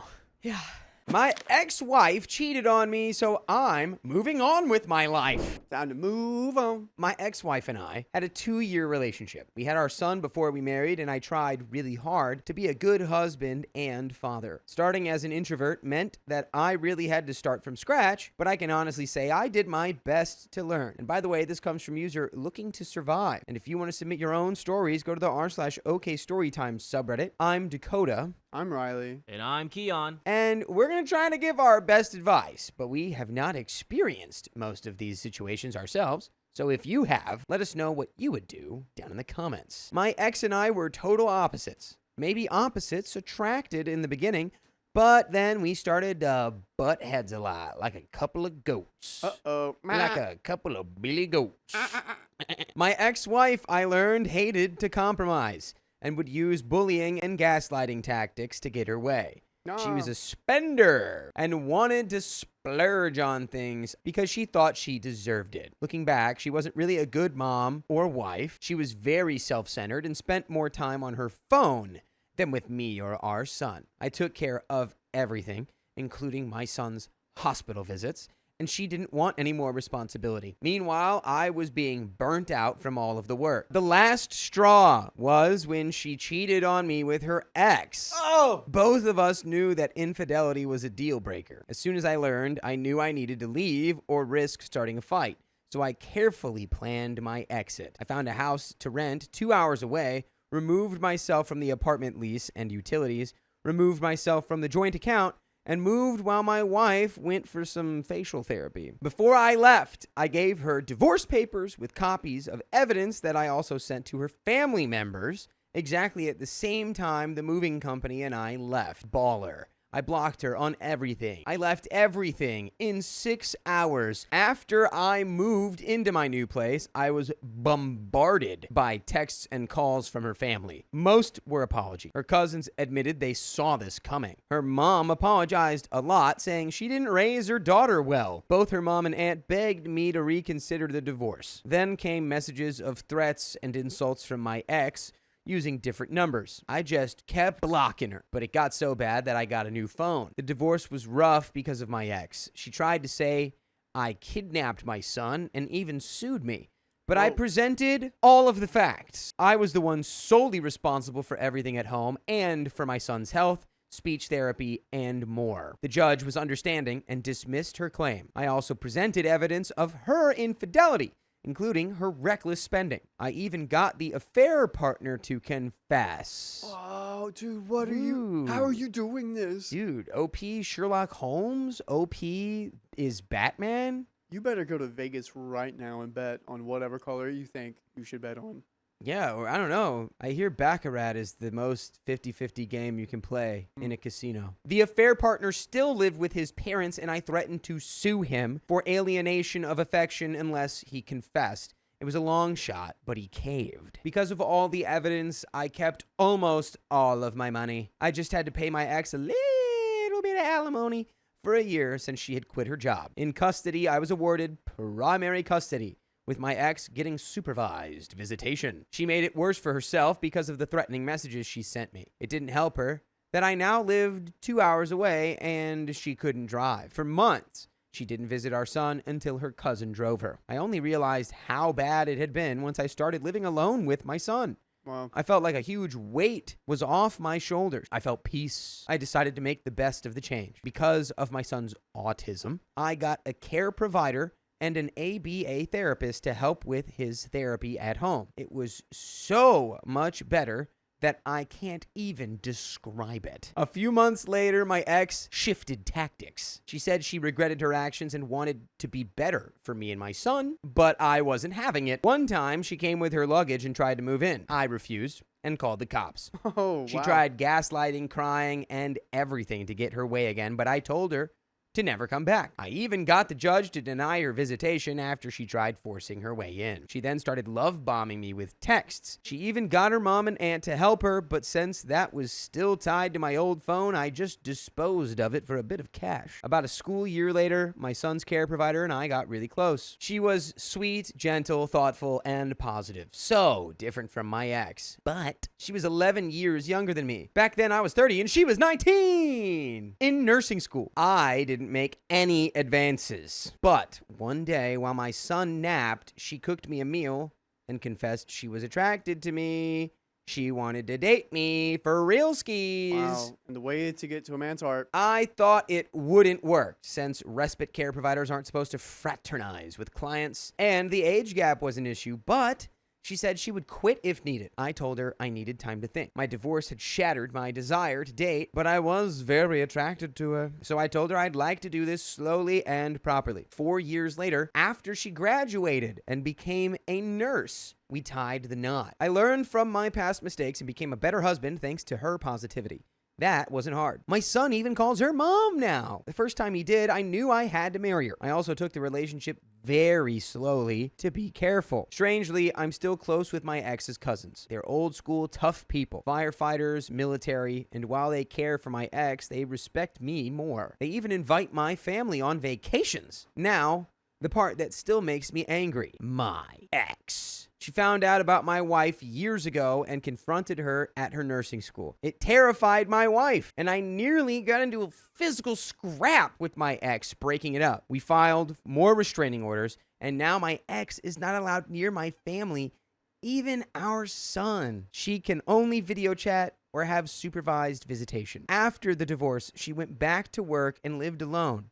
Over the years, she tried getting her cousins to convince me to help her but they refused. Even her mom and aunt gave up on her. You'd think that it's like, you'd think that she'd be like, I need to help myself so that I can see my kid again. Instead of just being like, well, it's this guy's fault and he needs to let me. It's like, no, you got to do the work on yourself so that you can earn being in your son's life again. Our last talk, she asked what she could have done to get me back. I joked she'd have to join the military to learn discipline. She actually did, only to be removed for disciplinary reasons. Yikes. Wow. Well, I mean, I crazy. guess she's serious. Now she's passive aggressive on social media, posting about forgiveness and second chances and how modern women are all victims. And some people even believe her lies. By the way, you better believe it's no lie that you can listen to full episodes with stories like this wherever you listen to podcasts. Spotify, iHeartRadio, Apple Podcasts. I don't care. Just use your thumbs and maybe even your voice. Search OK Storytime. My current wife tells me not to worry. She's kind and understanding, knowing my trust issues. We're planning on having our first child together, and I want to do things right this time. The moral of my story is this: there is always someone who will love and respect you more than your current spouse. Don't settle for anything less. I don't know if I like that moral, buddy. I mean, I think I get what he's trying to say, but he says, the moral of my story is there is always someone who will love and respect you more than your current spouse. Don't settle for anything less. Buddy, are you talking about your current spouse right now, too? Come on. I have heard that. Come on. I have heard that saying of there's always a woman out there that'll make you happier. That's only if you tell yourself that in your head. Look, if you're in a toxic relationship and someone's treating you like crap, facts. So there's always someone who will take better care of you. But it's like, I think it's really damaging to relationships and marriages now that we have social media and a global ability to just see anyone on earth at any time. And we can see them and be like, oh my God, that person's so great or looks so good or blah, blah, blah, blah, blah. And then, oh, well, maybe I shouldn't be with the person I'm with now. I should be with someone else. I really struggled about making this post because my divorce is still a great source of anger at times. Not as much as it used to be, but it really triggers my negative brain. My therapist told me that it helps to write a journal, so here I am. Any advice, please? Don't leave your current wife for someone else. Here's what I'll say. Yeah, don't leave your current wife. I would say this. I don't think you need to remake a relationship with your ex-wife, but I think you should make it clear that what you want from your ex-wife is not so that she can get back with you, but that shows she can be present in her son's life. In her son's life. And that's all that you want. I just want you to get to a place where you can actually be his mom. And somewhat of a good mom. At the very least. And then, and let her process that and either grow and change or remain kind of stagnant. But it sounds like she wants to, And I think that would help with your anger. Help with your anger and resentment towards her and, your kid too. Like, he's going through some stuff. We don't really know what his thought process is on everything. It'd be nice for him to see his mom. Exactly. I think your son probably knows that even though he's calling your now wife mom, that's not his mom. And the older he gets, the more acutely aware he's going to be of that. And so it would be best for him to have some level of relationship that's not filtered through like supervision and like a FaceTime chat with his mom. Yeah. I think because I can't imagine not being so angry and resentful with my ex if she was unable to even show up for our son. She's more worried about that new Birkin bag than her son's speech therapy. I found my boyfriend's spicy chats with a coworker after he repeatedly denied it. Done, break up. That's it. I just found out that my 34 female boyfriend, 38 male, has been cheating on me and is extremely fresh. He broke down wailing on his knees, talked about how it was never physical, and begged me to make it work or give him a second chance. By the way, this comes from Throw Kurt Closet 26. And if you want to see your own stories, go to the r/OK Storytime subreddit. I'm Riley. And I'm Savannah. And I'm Sophia. We will try to give our best advice, but we haven't experienced most of these situations ourselves. So if you have, let us know your take in the comments. OP continues. Some backstory. It started with a weird text. Something bothered me because I'd seen a message pop up on his phone from one of his best friends named Logan. That could also be a unisex name, by the way, everyone. That's true. Except, I know this friend. We play video games together, and they usually talk over Steam chat. He also would never do the anime action speak. Example, Poke's cuddles. The message was, Poke, What are you doing? It just rubbed me wrong. His guy friend would never talk to him like that. I sat with him for the rest of the afternoon until finally, as we were settling for bed, I opened his phone. It was not password protected, as we literally never check each other's phones, and he keeps his closed anyways. He had gone to the kitchen, so I swiped to see if it had been open, and it did. Conversation was short, but it had a woman's foot with an ankle bracelet and talked about how much she missed him and couldn't wait for some time. Some time together? What kind of time? Not the ankle bracelet. Ooh. She asked what he was up to, and he responded, "It's just me and her." I pretty much broke down immediately. He didn't realize and was getting ready for sleep at this point. I got up and cried in the kitchen. He finally came to check on me, and sorry to admit, I blew up. I yelled at him that I knew everything and had seen the text and pulled them up. He said he had them set to delete every 10 minutes, which is why the conversation seemed so short. In fact, there was no telling how far back those messages go. So he immediately started crying and asking to explain. He said it was not physical at all, that it's been going on for 3 months, and it was an old coworker of his, that he was just talking to her through her divorce, and it escalated. So I did a search on Facebook and found her, and it still says she's married though. He hasn't been at that job for almost a year now, and it seems odd that it just started up. He has been begging me to fix this and make it work. In my anger, I told him to call his parents and leave them a voicemail to let them know what he's been doing, because I'm not going to let him demonize me if we break up. I also called him pathetic and an a-hole for ruining the past 3 years that we have been building together. Yeah. Oh, another 3-year relationship down the drain. Honestly, that's kind of like low-key flex, because she's like, you know what? You're not going to demonize me. Call your parents and tell them what I did. Telling your parents at 38 years old what you did? Ooh. Mommy, I have to explain something that happened.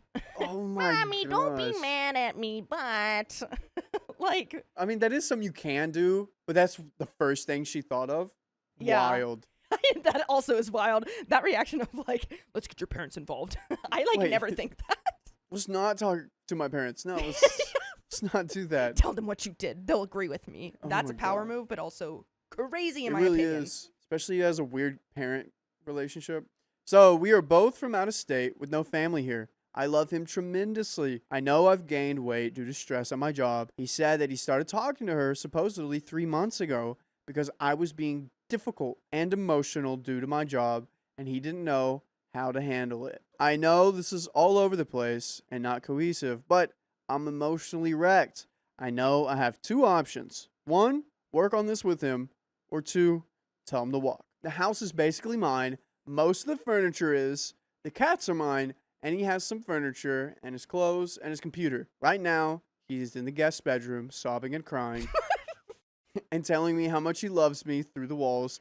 I'm just exhausted. You're living for this. Sophie, this sounds like the sketch that we're doing. You're like, good night. It does. Good night. It does. Oh, gosh. I had loved him fiercely. I just hadn't felt pretty since the weight gain, and our intimacy has dropped. We still kissed and hugged and rubbed each other. I just didn't feel attractive enough to do anything anymore.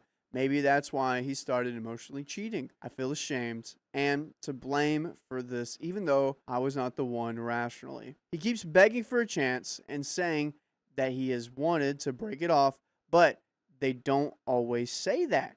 He showed me that he blocked and deleted the number. Am I weak if I stay, or try and figure it out? Is it possible, like statistically, for this to work? I'm sorry, this is going so long and all over the place. I just need to scream into the void and hope someone has some words of encouragement or advice on how to move forward. We have an update.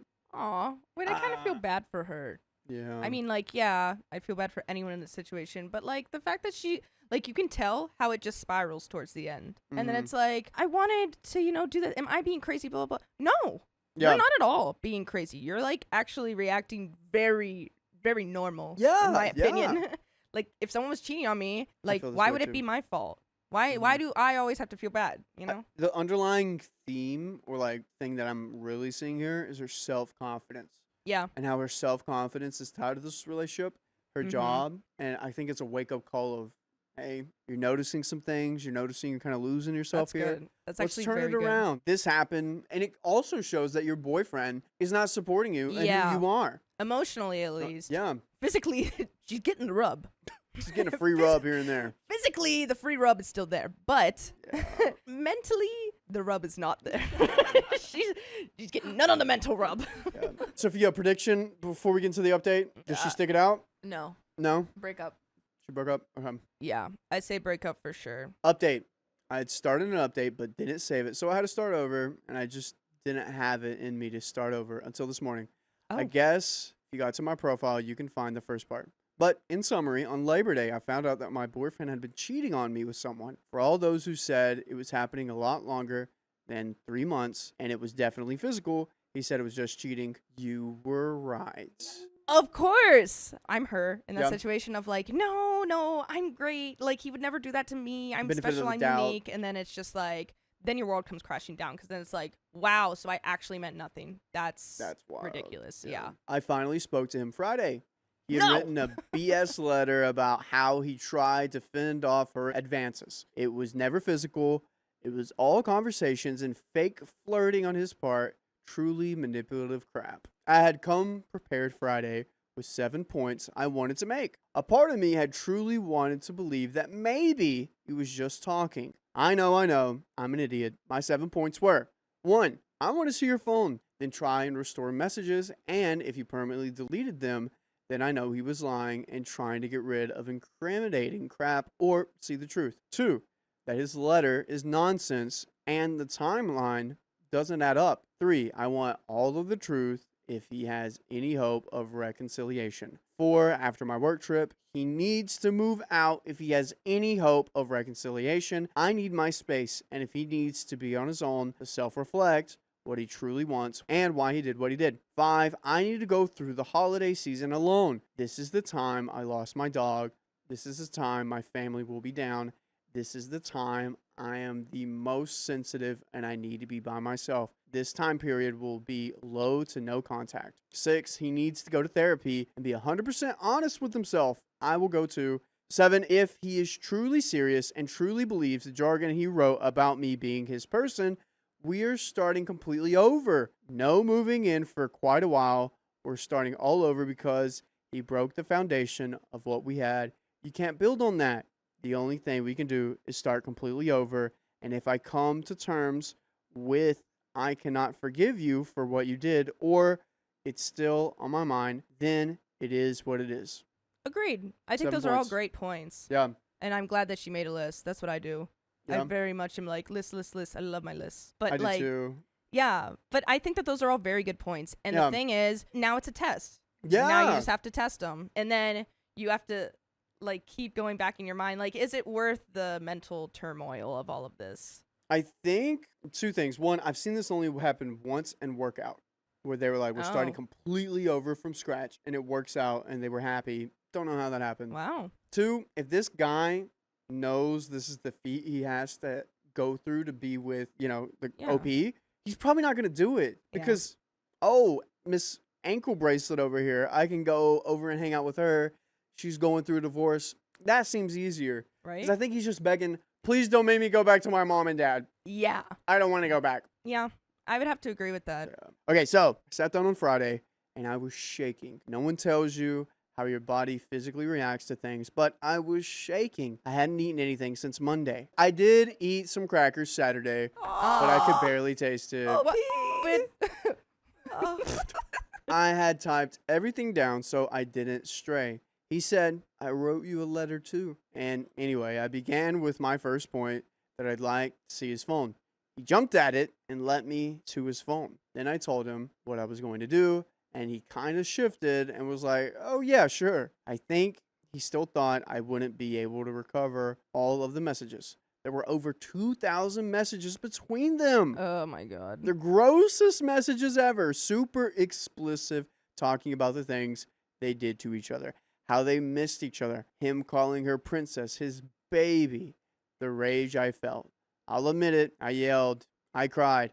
I was reading the text out loud, and he just cried, saying It was just physical, that he loved me. We spent 3 hours going in circles with him, begging for a second chance. I'm sorry, I can't remember all of it. That's so horrible. He started talking about how he has to go back home now because I won't give him another chance. That he would stay and live separately if it meant having another chance with me, no matter how small a percentage that it would be.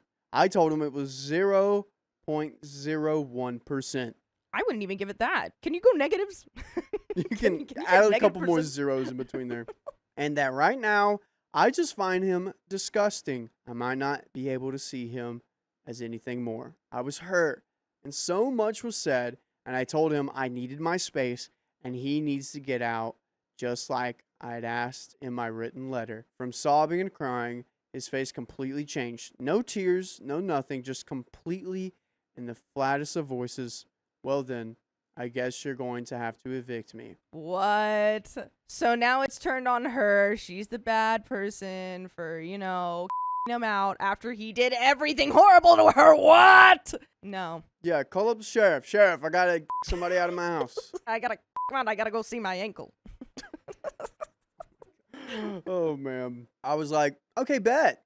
I'll start working on that now. And here you were, begging for a second chance. Now you tell me you need 90 days to leave this place? It was just such a terrifying drop of emotion. A real sociopath move. He does not want to go back to his parents, guys. Yeah. I don't understand. He's trying every single reason not to. It makes me more scared that I have to be gone Tuesday night through Monday. I bought some cameras for the house. I basically had told him that there is a chance for us if he does what I asked. But I don't know how long that would be and how long my healing would need to take. 6 months, a year, or 2, or maybe never. I'm not promising anything, but there's like that 0.1% chance. And he was like, that's all I need. I'll do anything. Okay, I'll start working on moving out, and I will still help with rent and won't drag my feet on this. So I'm trying to move carefully. He, of course, told his parents not the truth and basically framed it as if I misinterpret the text and I'm overreacting. When I pointed this out, he said, no, I told them the truth Thursday because I realized I had to come clean to you. I told him I don't care what you told them, but I'm using the last ounce of grace and compassion I have left to give you the time you need to figure your crap out and just leave me alone. I just want to be left alone. By the way, we will never leave you alone on your favorite podcast platform. Just search up OK Storytime on iHeartRadio, Spotify, or Apple, and we will be with you holding your hand for 73 days straight. Just be with us. Don't leave us alone. Guys, we got a little bit left here. Should OP just say 100% we're never getting back together? One of them said, he's crying because he got caught, Ooh. not because he's sorry. Oh, and wow. that's 100% it. I think her name was Amy. Amy Lynn? But yeah, they're right on the money. Yeah. Amy Dean. Amy Dean. Crying sorry. got caught, not because he's sorry. Agreed 100%. And it usually, honestly, that's how it always is. Yeah. And it sucks. And it sucks that we have to go through this. Yeah. I It hate is tough. that. Because you love someone and you've been with them for 3 years Yeah. and you're like, hey, I kind of see a future with you. Yeah. Oh, man. I'm terrified that he's going to try and stay and threaten me with legal crap and drag me through this. I don't know what to do. I'm scared he's going to drag me through heck, and all I want is to have him leave. This isn't my house, and I don't have a formal lease, so this is just messy. If anyone has any advice, please. I did leave a voicemail with an eviction lawyer. I have already boxed a lot of stuff up for him, gifts that he gave me, photos, any of the stuff that was his in our room. I gave him whatever he needs, but he was trying to make me give him 90 days. If he forces my hand with eviction, I'll push for the smallest amount of days as possible. I told him if he wants me to be a monster, I can. I was trying to literally be nice by giving him time until after my work trip, like the end of the month. At this point, I'm trying to figure out how to get him to leave. Good luck, Ooh, OP. God. Holy cow.